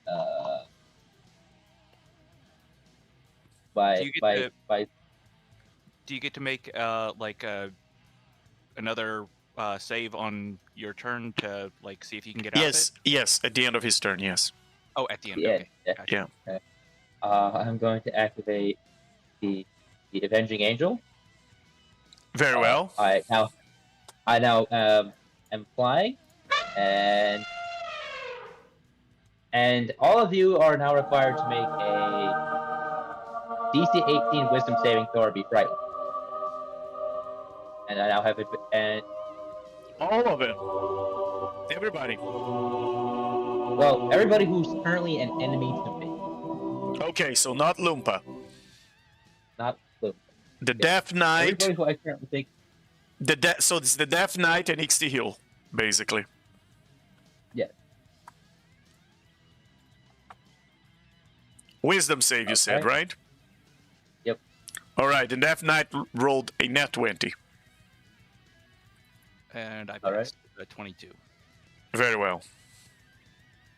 So I now think that the Mammoth is Lord Sayu, but I also have a Death Knight to fight. So one enemy at a time. Gonna try and kill the Death Knight. Even though your brain is saying that you should attack Lord Siu? Well, my brain was already telling me to attack Lord Sayu, but I'm also engaged in melee combat with the Death Knight, and I'm not gonna open myself up to an attack of opportunity to attack Lord Sayu. All right, very well. He said attack. He didn't say risk your life. You don't really risk your life with an attack of opportunity, but go ahead. I'll pretend I believe you. And And then there's all my attacks. I'll pretend Sure there's that no last one misses. metagaming at all on this. And it's No, six, no. six. Okay. And this, all right. So this hit does Death Knight, and the next one doesn't. One of the attacks hit, one miss. So, all right. The first 34 hits. The second 34 misses. So I'm assuming the third 21 also misses. The 34 and the 34 both hit. The 21 miss. Okay. Yes. Okay. So 2 out of the 30 hits. Okay. And then I had my turn. You end your turn there. No bonus action. Yep. My bonus action is to make a javelin. Oh attack. yes, it's the angel thing. Very well. All right, and Money Marco, you had advantage on those. So fish for the net 20 3 times. Okay. So it's Because you're flanking the One of Death Knight these. with Lumpa. one of these. Yeah. One of- Third one. Okay. Very well. The third one now would hit, so I'm gonna give you that damage. Oh, cool. Very well. Lumpa, what would you like to do? You took too long, so the Death Knight's gonna take a legendary action. Okay.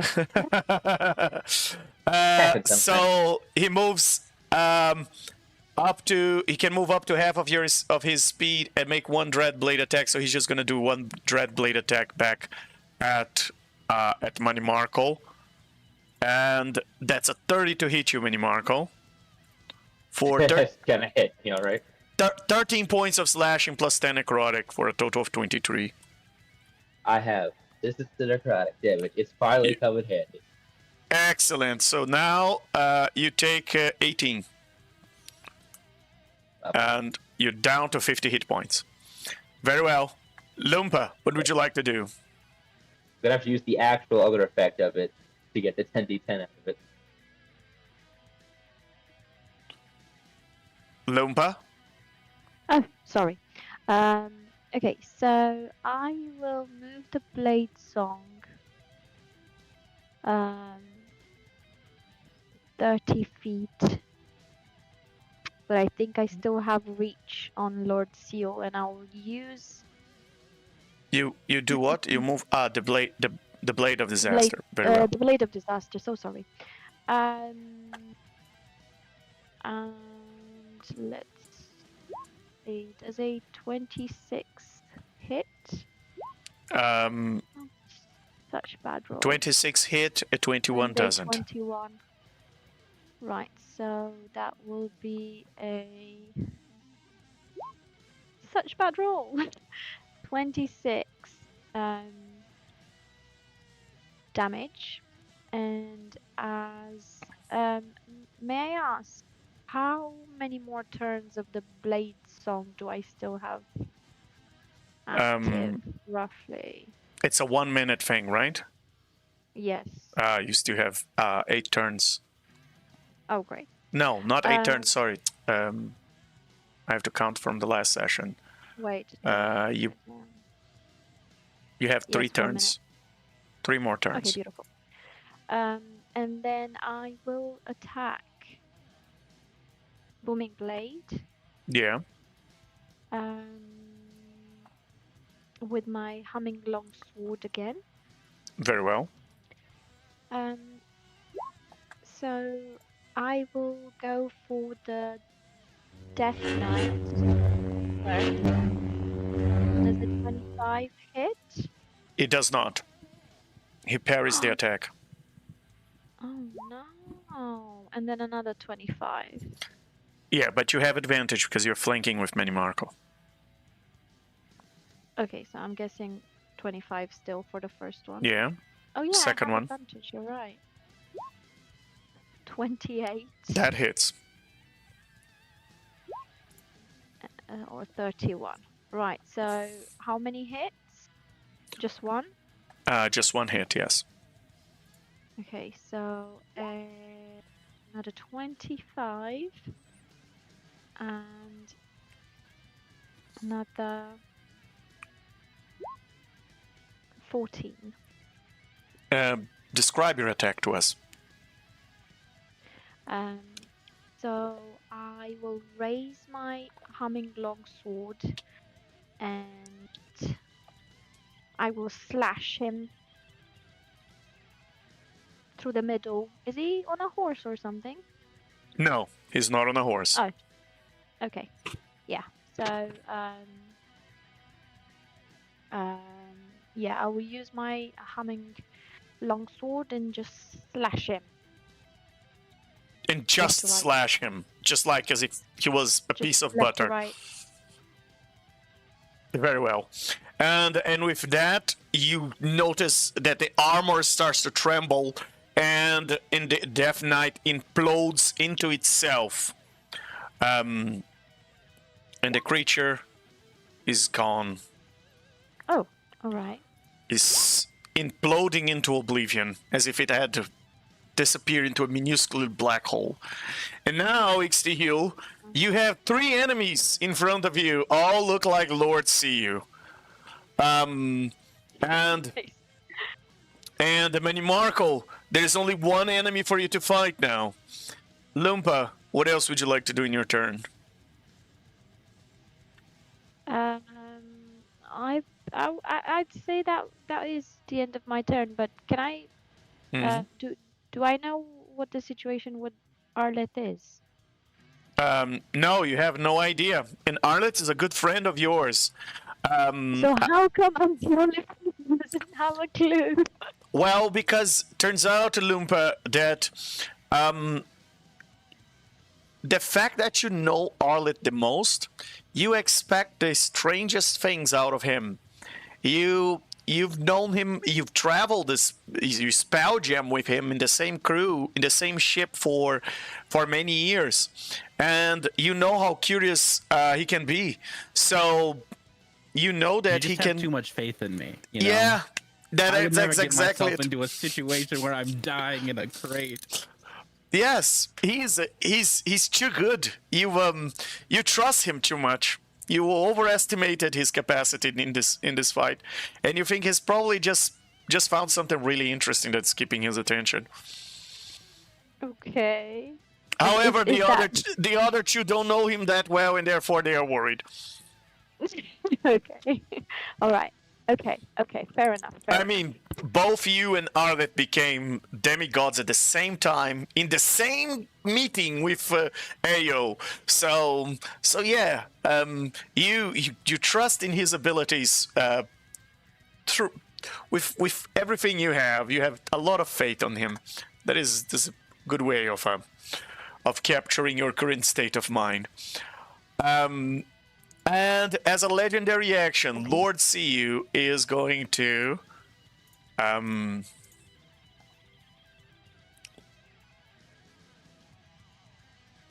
yes, he's going to force everybody in the room to do a DC 24 Constitution saving throw to avoid 26 points of psychic damage and something else you guys don't know about it.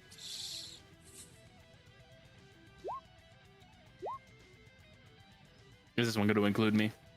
No, it won't. Okay. You can use your legendary action to roll a death save if you want. I've got one more person I'd like to let go. Very well. And I'm missing one here. Manimarco, where is your Constitution saving throw? Thank you. we have someone in the comments saying, I believe in Arleth as well, a virtual storm. Thank you, virtual storm. Very well. We just need to fish for the 20. Manimarco, that was a 24. You get a +2, so you've missed that one. Do you want to do anything about it? Or you take the fail. Actually, I think I have advantage on it, so I get to roll right? Wait, let me check to make sure I have advantage on it. That was con, right? Does this give me advantage on it? So, Loompa and XT both of you took 6 points of psychic damage. And Manimarco, It's advantage on saving throws against spells or magic effect. Is this either a spell or a magic effect? it is psionics. So So no. it's So I do innate. not get the Yeah, advantage. yeah. Then nope, I'm just failing. Uh, So you're just magical, I have failing? advantage. It is coming from what is the ability you're using, because it really depends on the ability. What is the ability you want to use to counter? Is it divine resistance? I'm using the effect of Holy Avenger's Javelin. When you and all friendly creatures in the emanation have advantage on saving throws against spells and other magical effects. Yeah, that wouldn't apply here. That's Yeah, an I- innate ability, psionics. But That's divine fine, I just resistance, failed. divine resistant mine. So, but you would consume one essence, one divine essence. I have. How much health do I have? 50? Yeah, I'll do it. I don't think I'll. I have a feeling I'd take for it. Very well, very well. That was a wise choice. So when you Marco, as, yeah, as a reaction, can I get a DC 23 con save from Lord Seal? yes. What are you using? The Font of Moonlight. He just dealt damage to me, and he's within Okay. 60 feet, and I can see him. He rolled So- a 25. Darn. I'm going to use my Boon of Fate Yeah. to take 6 points off of that. Excellent. And He is now blinded. he's now blinded. Excellent.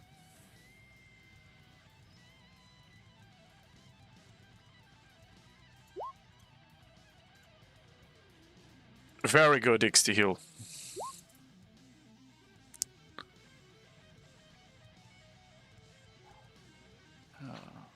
Very well. And for how long he's blinded?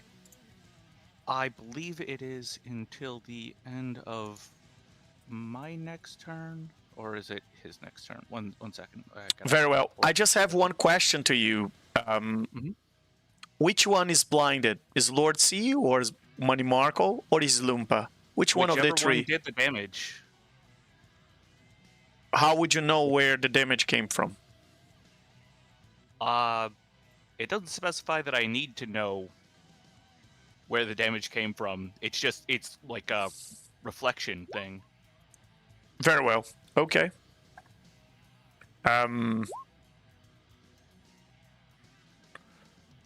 All right. And Mamuxi Hill, is that oh, and when Marco, you've decided to spend one essence, right? Yep. Very well. And Mamuxi Hill, what would you like to do? All right. Well, I get to. All right. So the int save to try and get out of this illusion, that's at the end of my turn, or can I make At that the end of your whenever? turn. At the end Okay. of your turn. Okay. But can I use just the power of deduction, since I've just seen these two take down a Death Knight? This one over here is... Oh, I guess you can't really see what I'm... Since I've just seen this one and this one take down the Death Knight, and this one is being attacked by Necrolumpa's Blade of Disaster, and is also just got blinded after it tried to brain blast me. Well, you can't really see got blinded because of the helm that it's using, but yeah. But yeah, the power of deduction. I mean, it makes you suspicious that something is happening between the three of them. All right. Well then, as a... Okay. Actually, roll an investigation check just for the heck of it. Investigation. Ugh, come on. What is with That's these rolls enough. today?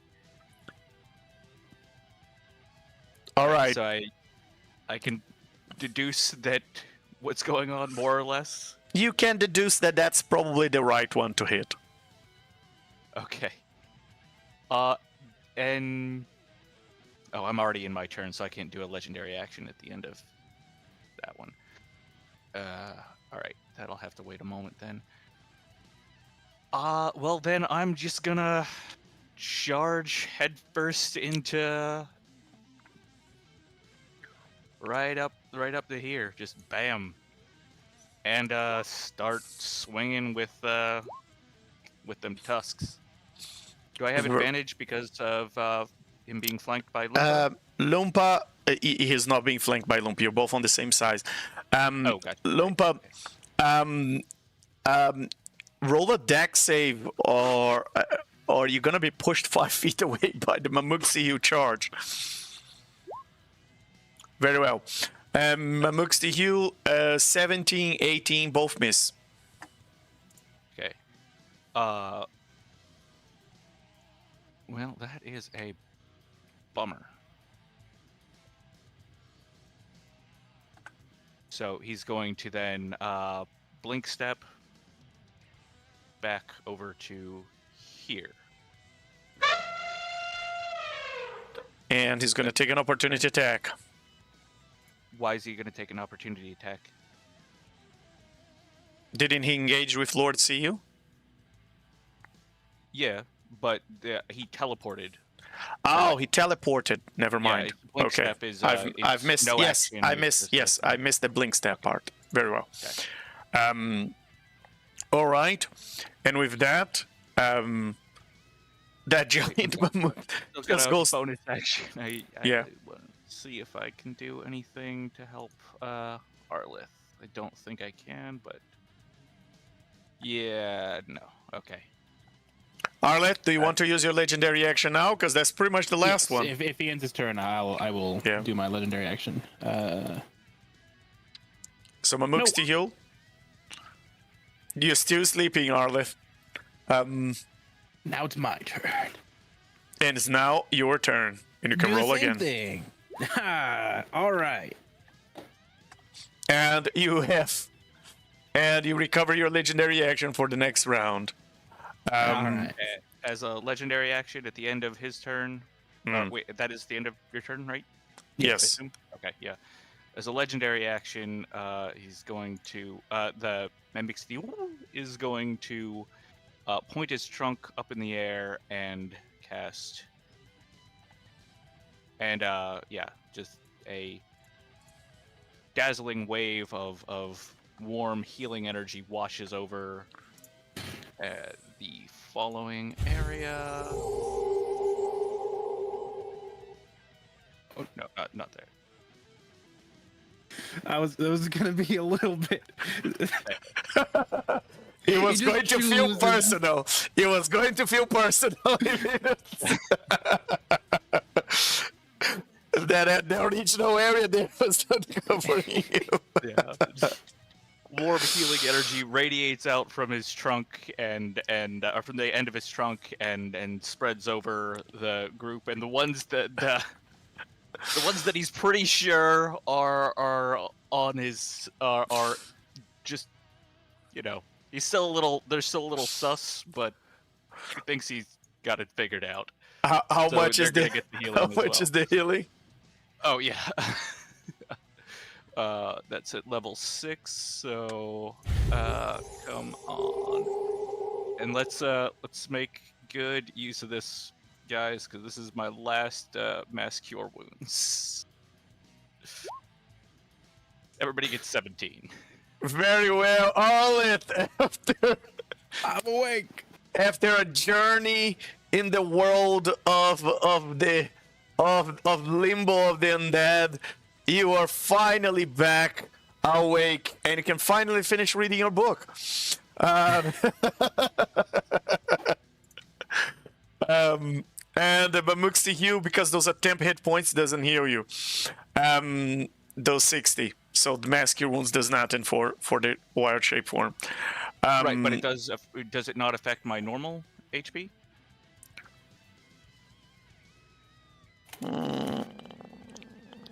while you are in this shape.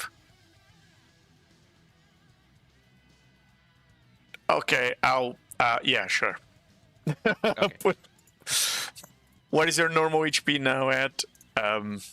66 out of 108 because I took it got lowered due to necrotic something or other last session. Very well, very well. And Virtual Storm, thank you very much for the support. I really appreciate it. Yes, Arlith. Someone is cheering for you, Arlith, in our audience. Thank you. Thank you very much, Virtual Storm. But I am conscious, so you know. Let's hope I can avoid reading this book so that I can get some revenge. But we'll see. We'll see. Awesome.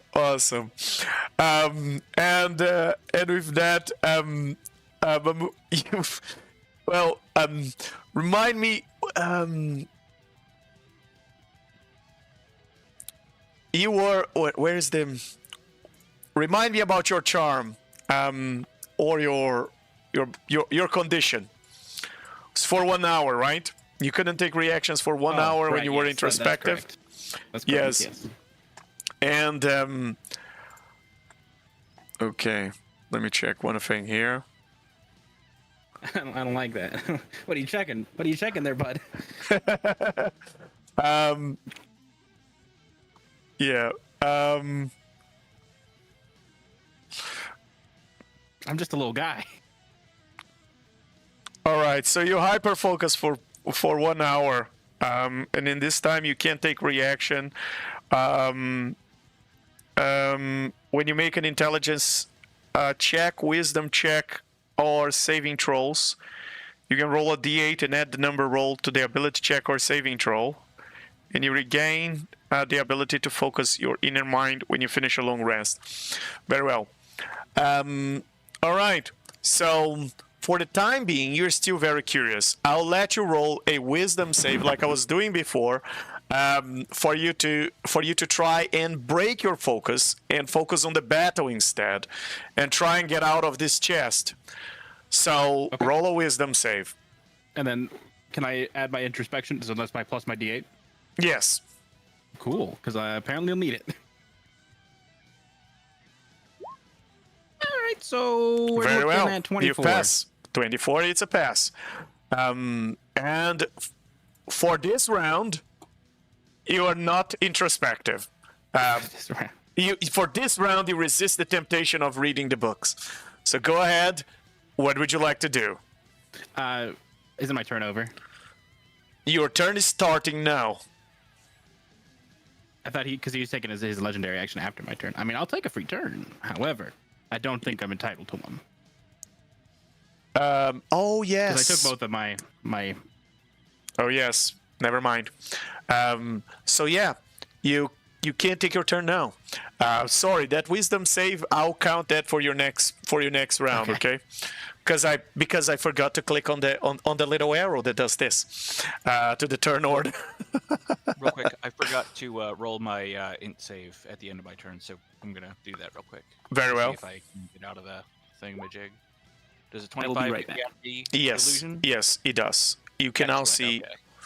your powers of deduction have saved you, and and with that is now Lord see you again, and he will attack 4 times, and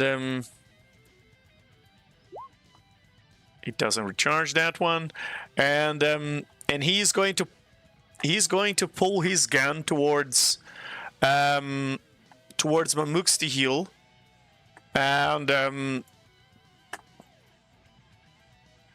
which looks like a vacuum cleaner, but it's a psionic gun, and it shoots for a 16 and a 27. And those are against AC?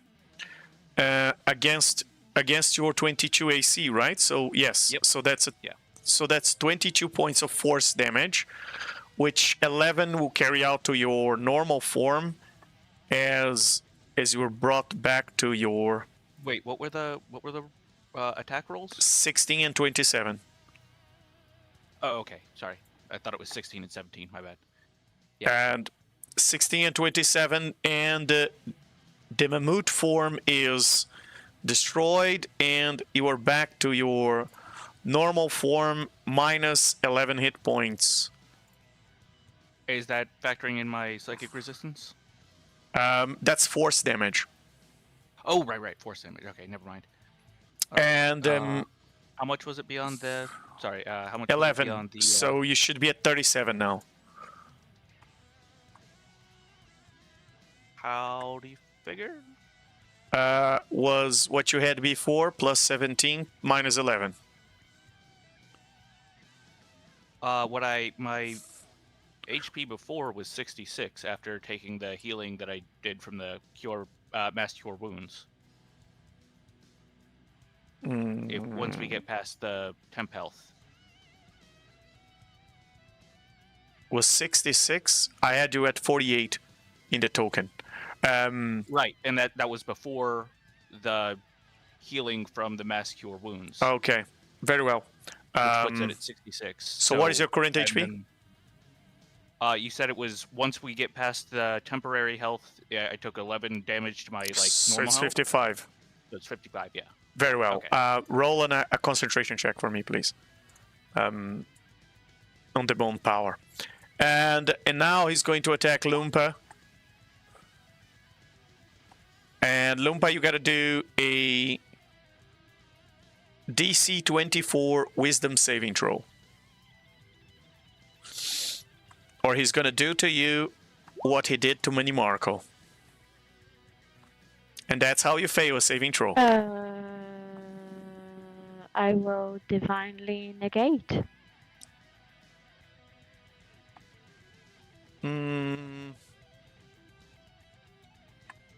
Very well. -1 to Loompa.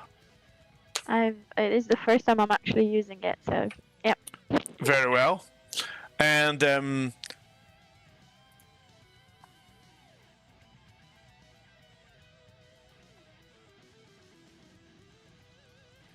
now he will use a cone, psionic cone power that will hit you, both you and Money Marco.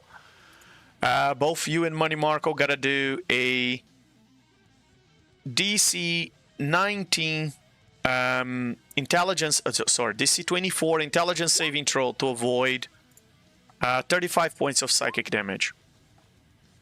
Very well, Money Marco, you get inspiration for that. And Loompa, so Loompa, you take 9, and Money Marco, you take 17, 18. Can I use a legendary reaction to roll to break out of the effect, charm effect I'm currently under?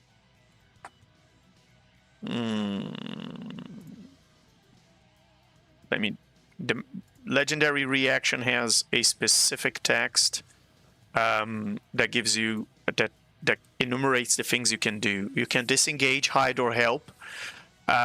You can move up to your speed, attack with the standard extra attacks if available, but without action surge or similar multiplying effects.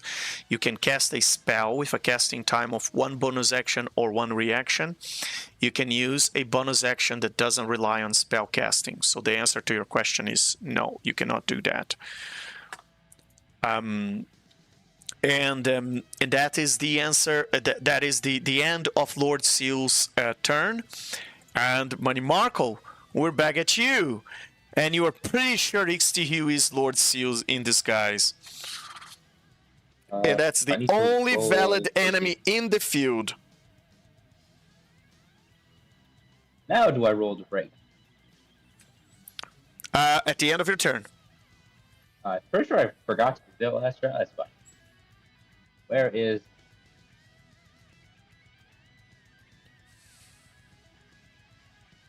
I'm going to eat a javelin at him.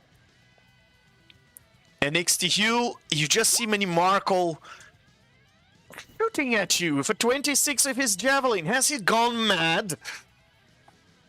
I think he has, but that's okay. That's okay. I'm going to use the Spindle of Fate to make him fail that. Very well. Then that's is- one attack, Manny Marco. Out of how many? 3. Well, sort of. Can't actually make 3 attacks. That do that. But you can actually Can move do. towards him and hit him as well. Right, but I threw it as an action, which means I can make 1 attack. But instead, gonna pass Move is not an action. action. You can just move and continue to attack. Oh, I am gonna move. I'm gonna. I use an action to throw it, so that's my attack action. Then I'm gonna use my bonus action to cast Compel Duel on him. Oh, fun! XCU, roll a wisdom save, DC 18. Oh, you've gotta be Oh. fucking kidding me! Oh, that is. The Oh, druid failed the wisdom save. that Unbelievable. is. Some, That I is mean, some. I got an 18. But That is some yeah, cosmic comedy that here for you folks. Oh, that is some.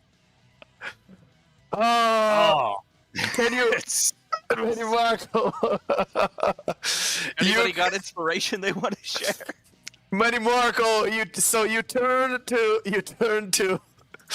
XTQ and you just say, "Come at me, bro. Let's." And Although, XTQ, this is you take the challenge. Oh yeah, you're gonna come swinging. to be fair, this is And- Ben Marco, so he said something along the lines of, "Come at me, you abomination," Let me. or "I'm going to lay you low, you aberrant monster." Okay, does this apply the charmed or frightened condition perchance? Like, is he charmed? Is that what's happening? He compel a creature duel. On a fail sorry. save, the target. Yes. On a fail save, the target has disadvantage on attack rolls against creatures other than you, and can't willingly move to a space that is more than 30 feet away from you. The spell ends if you make an attack roll against a creature other than the target, if you cast a spell on an enemy other than the target, and if an ally of yours damage the target, or if you end your turn more than 30 feet away from the target. So basically, he's just compelled. He's not charmed. He's just compelled to duel. He took Well, the it- challenge. It didn't matter anyway, because my counter charm is a reaction, and I can't do those. So That is true. And yes, XTHU took XTHU. Who the who does he think he is? Calling you an abomination? Oh no! And I honestly think I heard him saying something about your mom, XTHU. I'm not trying to put more fuel into this fire, but I'm just saying I'm pretty sure when Marco started saying something about your mom. So, when Marco, what else do you do in your turn? That's action and bonus action move. So I'm good. Very well. Ixiu is looking at him like with a quizzical, confused sort of like head tilt, and just says, "What is wrong with you?" Oh, actually, I have to roll for Oh yeah, roll for to the break it now. yes. That's Like an the intelligence save with charisma. 24. All right, I'm inspiration. That's 30. He's gonna after doing all of that, he's gonna blink like he's coming out of a daze, look at you, scratch his head and go, "How'd you get over here?" And then he's gonna drop the compelled duel. Very well. Oh, too good. And he managed to drop. You managed to snap out of it, Money Marco. After you both were in that take a swing, bro. No, you take a swing, bro. No, you take a swing, bro. As that little pre-fight moment where both of you, particularly Xtihil, was puffing his chest just like a rooster does before a fight, and you both. And then it turns out Marco does chicken out Xtihil, and you're feeling very powerful now. Yeah. Just glaring at him. It's your turf. Marco, so that's the end of your turn. Yep. And as a legendary action, Lord Siu is going to release that Mind Blast again, and everybody got to do a Wisdom 24 saving throw to avoid a bunch of psychic damage and a dazed condition. 70 points of psychic damage. Oh man. Well, am I? Oh. You got. Ouch. Oh, I'm gonna divine negate. I'm not doing this. I'm not going back down. Very well. I'm not gonna risk it either, and I'm gonna use a lucky point. So Arlet, I think the negation should take it away. Yeah, Arlet negated. Okay. So you're all saved as Arlet finally negated, because that was a 35 points of psychic damage at a minimum. Good job, Arlet. And Lupa, it's your turn. What would you like to do? Right. So I will go with the Blade Song that is right next to it, and try to score for a critical hit. Very well. Oh God, no. Wow. No. Roll a flat d20. No. Roll a flat d20 for us. I wasn't fishing for that.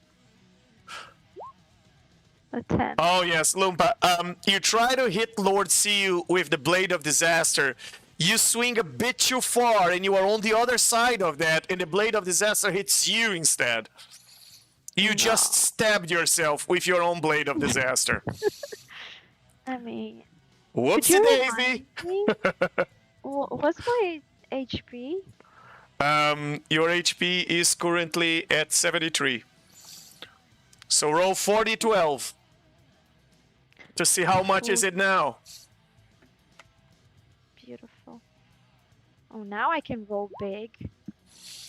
Very well. You take 33 points Very well. of force damage, self-inflicted force damage, and you gotta roll a concentration check, DC 17. All right, at least that. All right. Now second attack. A second. Careful while swinging a blade against yourself. It was just about to be the same thing, but I think a 24 is not gonna hit. Is A it? 24 doesn't hit. No. His Okay, AC is so 25.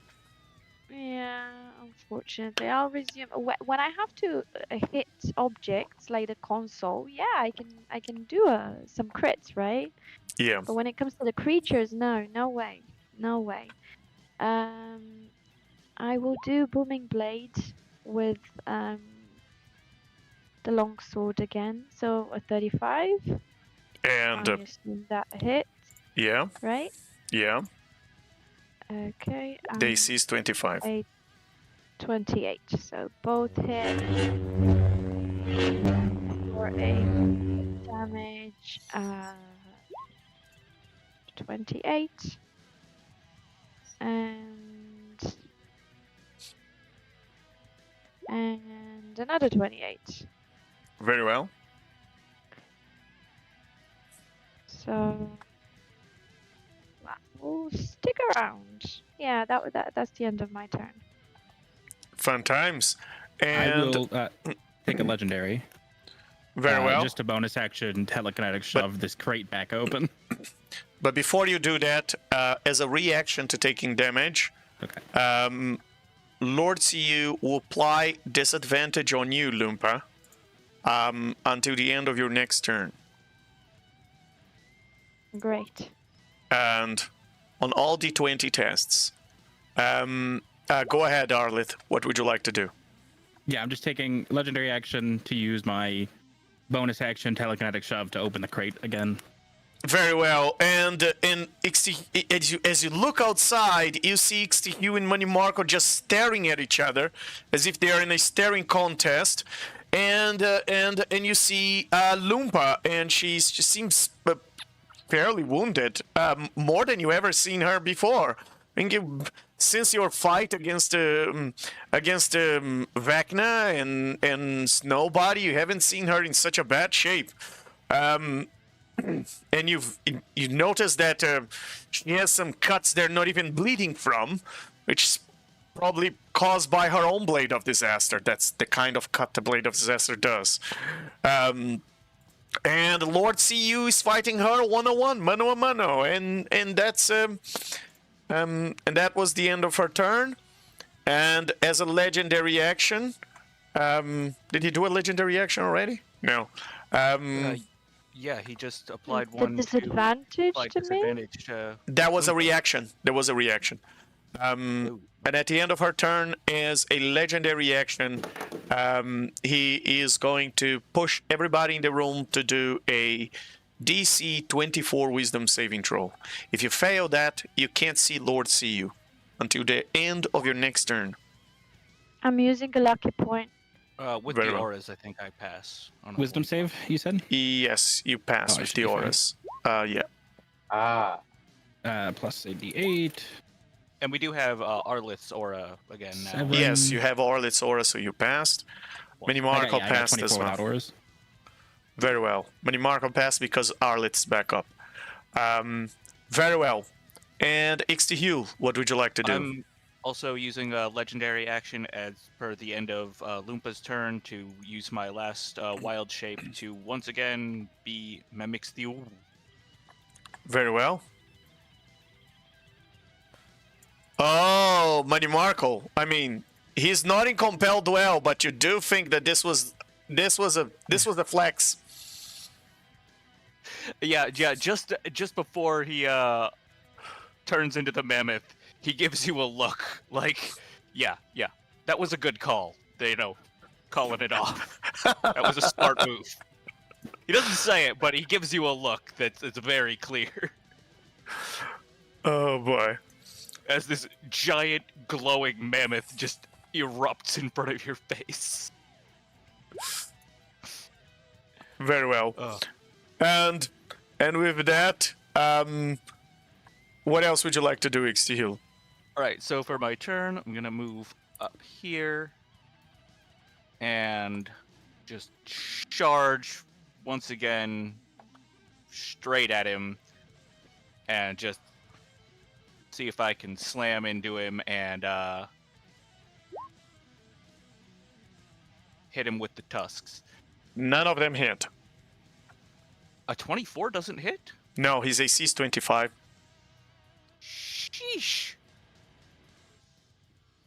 Okay. Well, that's disappointing. You just miss him by a lot. He can see you coming a mile away as you make a lot of noise as you rushing and charge, and he just moves out of the way. Yeah, alright, well... That's a bummer. Okay, so he's going to, blink step over to here. Yeah, let me just double check the distance on that. Nope, not quite there. Over to here. Yeah. Yeah. Alright, and that'll be, his turn. Very well. And Arlith, finally, you get to have a turn. What would you like to do? Arlith is not exactly what you would call a happy camper at the moment. I'm just going to dead stare at Lord Seal.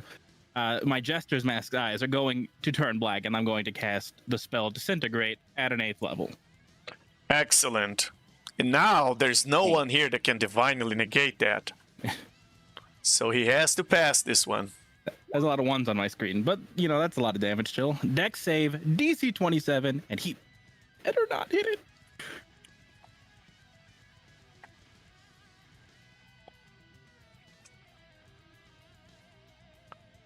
and he rolled, and he has advantage, a 12.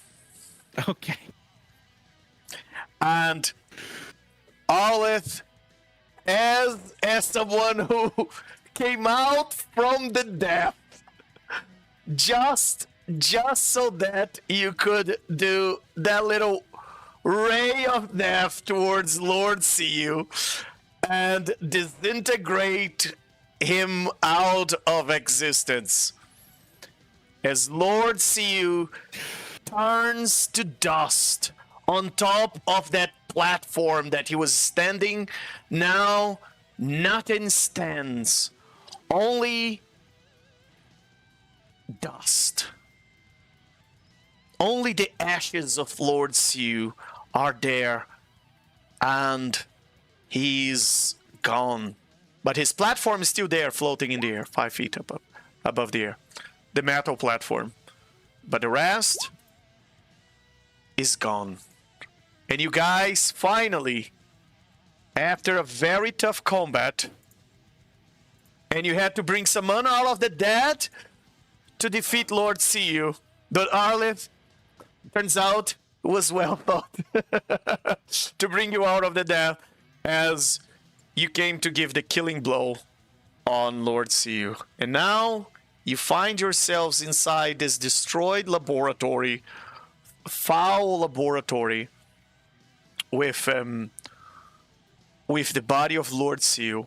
And Arleth, the only thing you can think about after disintegrating the enemy is, finally you're gonna have some peace now to finish that reading.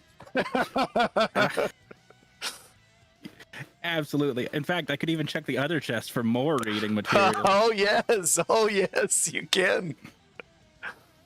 The next you is going to start clumping around to the various party members, tapping them with his trunk, and casting Cure Wounds on them. That's 19 for Loompa, 21 for Manamarco. When he gets over to the trunk, he's going to, as he casts it, he's going to wrap his trunk around Arleth and just yoink him away from the box. You wouldn't believe the notes I found in there, man. They're great. I think you should give him a read. Need another When I'm elephant done, voice. Just an angry elephant blast in your face. There we go. Oh boy. And Arleth, yes, there's so much reading that you can do here. In this this chest is just amazing. Look at all these notes. Wow. You have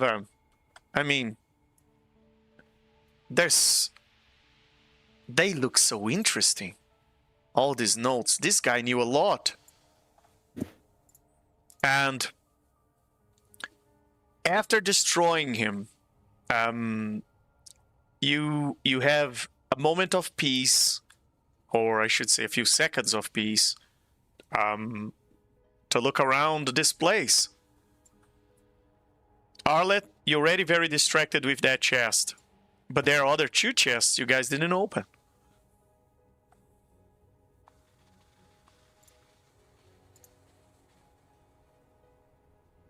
Yeah? Yeah? Manamarco is gonna go over and just like bit in the dust of Lord Steel and scuff his boot on it. Very well. Oh, well, are you climbing the platform that is flying 5 feet above the ground? Is this dust in the platform or is it on the floor? Yeah, the ashes are on top of the platform. And I'm gonna climb up there and This is how his platform looks like. Very well. And you climb on top and you kick the ashes, and it seems you guys destroyed the scientific progress this mind flayer guy had done. Good job, guys. Good job stifling Abomination. science. I think I'm the one holding the science right now. Oh yeah. gonna Oh yeah, I'm gonna Arliss. juice us up, guys. God level steroids is what I'm gonna make us. Oh yeah. Oh yeah. You could potentially. I mean, there's a lot of interesting stuff there. And yes, there is. Wow, there's quite a few things here. Who is opening the other chests, or no one's opening the other chests? I'll open them, but if I'm not too distracted. Right now, I think Mimics the is busy trying to like hold Arlith back from the chest he's already obsessed with. Just got it like his trunk wrapped around like Arlith's whole body, and he's just like fighting to pull him away from it. Oh man, there's no danger anymore. Just come on, like 10 more minutes. He says nothing. He just keeps pulling you further away.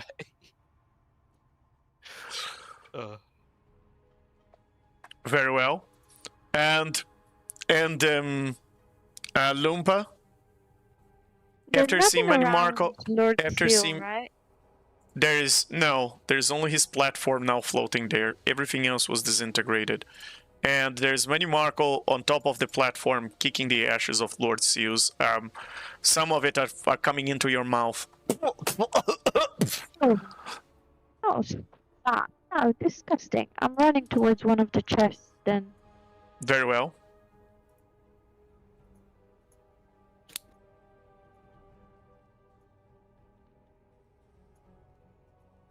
That one there. Very well. And I'll just kick it. Yeah.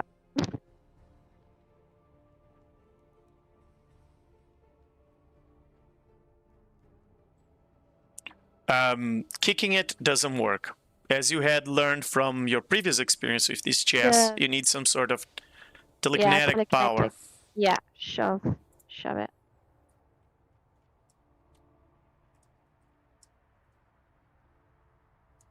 And as you open that chest, there's a bunch of stuff inside. You find something that looks like this. You have no idea what it is.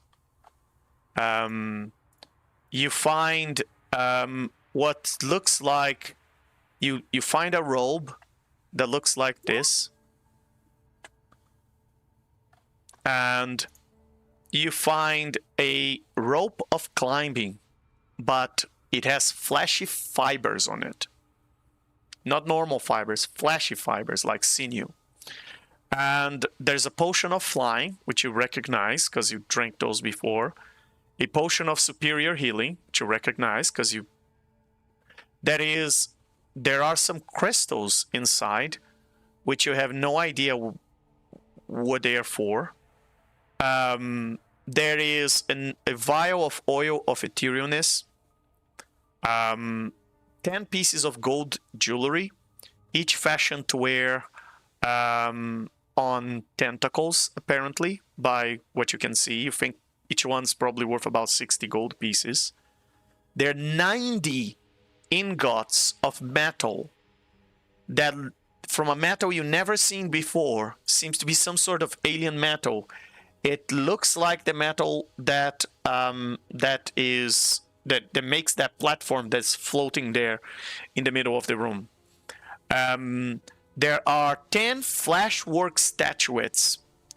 Yes, flashwork. There is an ornate flashwork box with a collection of copper coins inside from all sorts of different planes. There is 1 diamond. There's a pouch of ruby dust. About 9,000 silver pieces, 6,000 gold pieces, and 450 platinum pieces in this chest. You have no idea what those crystals do, and what those... Well, you know a robe of eyes when you see one because you wore one of those before, but you have no idea what the other thing is. Yeah. Right. Okay. Looks like some sort of alien sword. Didn't we find one of those Alright. also in one of the chests downstairs? Oh yes, one of you guys I did, right? swear it looked familiar. Yeah. So did anyone I mean, I don't cast think we identified. identify? it, Yes, that was my yeah, question. yeah. No I one think I cast put identify. all of them in my thing, but we didn't Yeah. have time to sit down and do anything, so no. Yeah, Okay, so we've got 2 of those then. yeah. Okay. Now you have 2 of them. If you could like write everything. Yes, I'll put that is in that, everything. Okay, great. Yes, Beautiful. I'll put everything there. And these are the things you find in that chest. There's another chest yet in this room.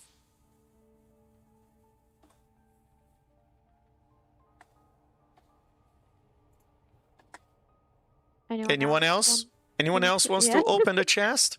If I'm not I'm- too constrained. I'm busy trying to save Arlith from himself. I think at this point, the mammoth is turned around, holding like Arlith on the one side, while he's got like a back foot stumped down on top of the box to keep it shut. I'm gonna telekinetic shove the other box.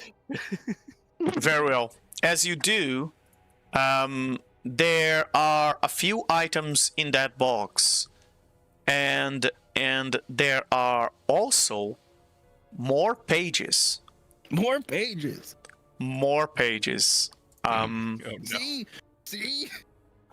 And as you open that other box, there are even more pages of documentation there in notes. Here's a little bit more pages, and there is 2 of them that draw your attention, Lumpa, both you and Arlith. Which I'll show you Okay. in a second.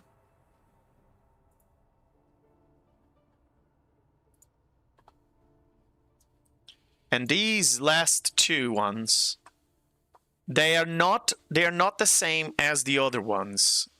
It's not the same drawing, it's not the same. They don't talk about, they seem to have been burned. They don't seem to come from the same place. They don't have the same language. And they're talking about some sort of a creature that looks like a mind flayer. They seem to be describing some sort of portal, and they even have this description of a creature with 3 heads, and you have no idea what it's talking about. But both of you can roll sanity checks as you are looking at these papers. Alrighty. Let's see. Could you please remind me the sanity check? What check do I need to roll? Oof. Look at Oh, your goodness. sanity score in your character sheet. Look at your sanity score in your character sheet, and it should be. You should have your sanity score there. So We are still average. you're 19, so you'd have a +4, so it's a 1d20 +4. And Arlith, so yeah, both of you don't lose sanity over this. See, I'm getting better at handling it, Ixtiul. Elephant noises.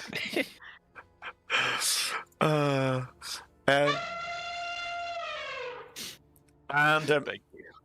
Money Marco is still distracting, making. Are you making sand castles with the ashes of that creature?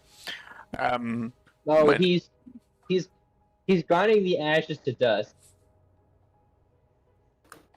He's just he's very offended that there is still traces of this man's existence, and he's busy getting rid of them.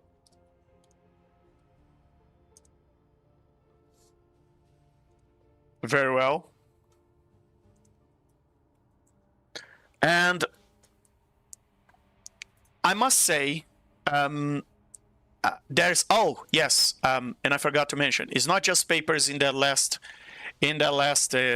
box. There's also Two rings. One ring that looks like this, and one ring that looks like this. Ooh. Assuming we have time and this place isn't about to blow up or something, I can start ritually identifying some of these. Very well. You identify one of the rings as something called Sun Eater's Soul, and the other one as called Sun Eater's Mind. Goodness. And you also find something that's particularly nice. You find a feather that apparently has been used to write all these papers, all these notes. And as you identify that as a magical item, a quill called the Closing Argument.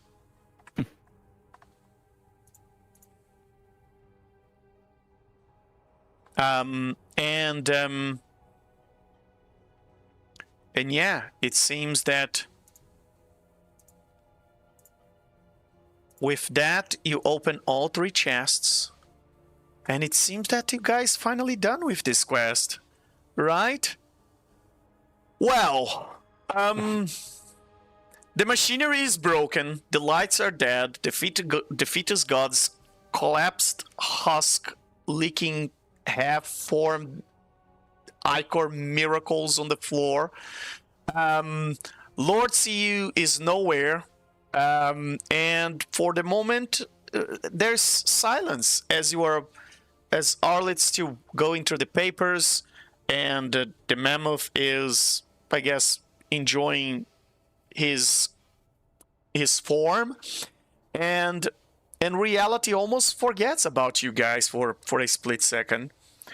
The mammoth is actually gonna clump over here, use elementalism to blow away the dust that Manamarco is playing with on his way over to here, and he's going to release the concentration on the font of moonlight in exchange for just using moonbeam to slowly burn away every last molecule, like, of the fetus god, just Are we back and forth. are we sure that's the best way to go about this? The more we kill him, if he's like us, he'll just revive. Well, I mean, he's pretty thoroughly dead already. Well, yes, but I guess there's not really a point to. I'm just scouring like every trace of this thing away. And as you are doing so, suddenly you guys have that familiar sensation that the air just becomes a bit too still. Not with silence, but with some sort of a eerie anticipation. The color bleeds out from the walls. Time suddenly enters into a hiccup and feels like you are underwater for a brief moment. There's this thin vertical seam that appears in the middle of the air, close to one of those mouth-looking doors. As if space was being unzipped in that area. And from within that impossible gash, a shape unfolds, not entering, but kind of a redefining presence as it approaches. And you see a familiar shape emerging from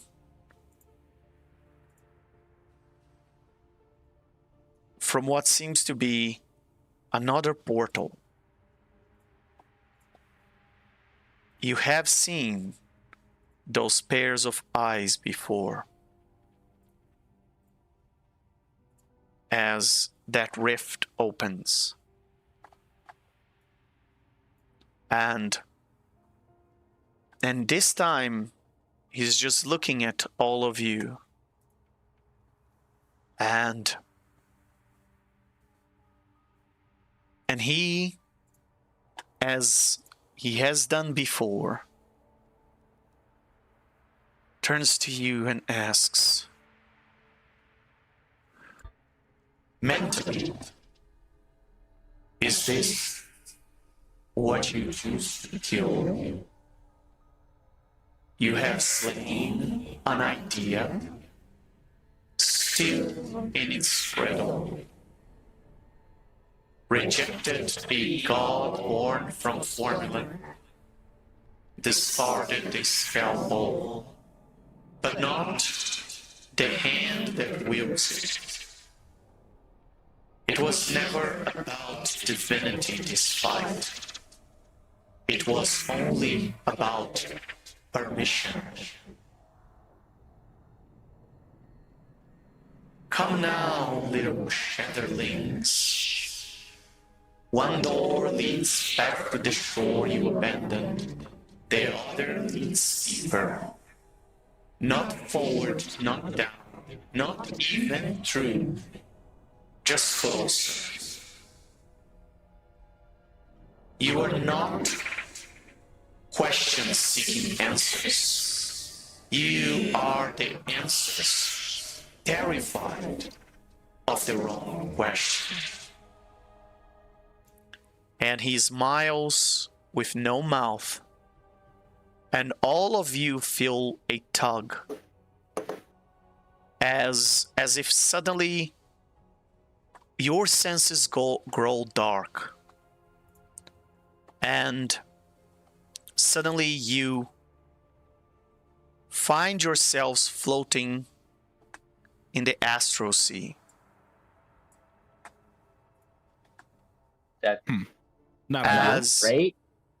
But that doesn't look like your average place in the astral sea.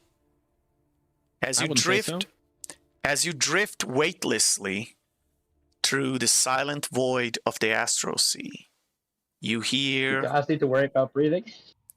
in the astral sea, no, the distant hum of cosmic currents just falls still. You are miles from this image you are looking at. That's why you can see the whole planet. And ahead of you, past the shimmering veil of Aeol's creation, that area where the blue merges with the red, you see the multiverse creation, the frontier, where it becomes thin and the realm begins to bleed through. And you witness a horror that no mind was meant to comprehend. A planet, vast, ancient, perhaps once still teeming with life, hangs suspended like a fruit at the edge of rot. But it's not merely dying, it's being devoured. Devoured by tendrils of reading translucent madness that coil through space, burrowing into the crust, splitting oceans like arteries. Great red canyons pulse, open like wounds, and glowing black ichor pours from fissures in the mantle. You see cities, millennia in the making, unravel like spider silk as the surface is peeled layer by layer into ribbons of agony. The sky above it flickers in spasms, stars dim, reality twitches.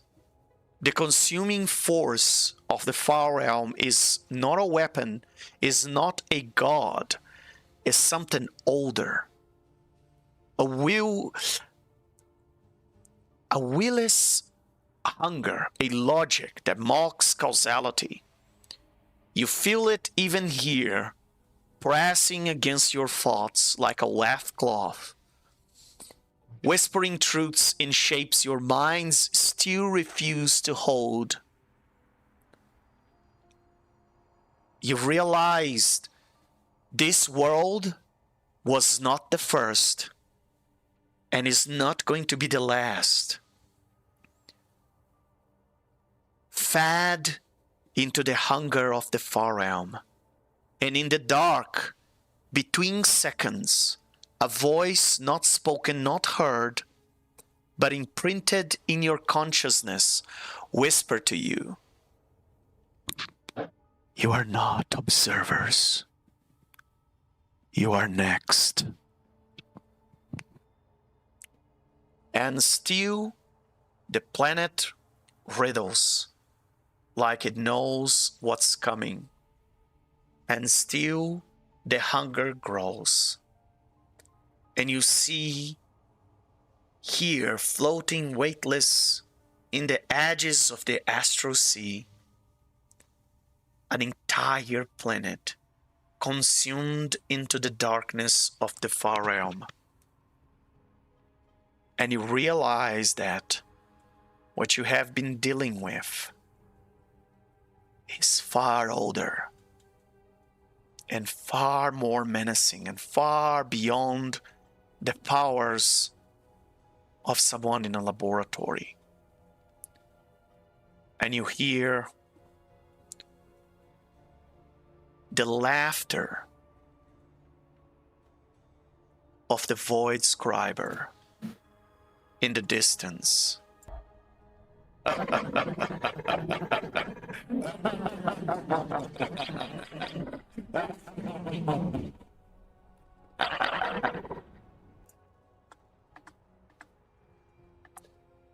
And all of you, no save, no check,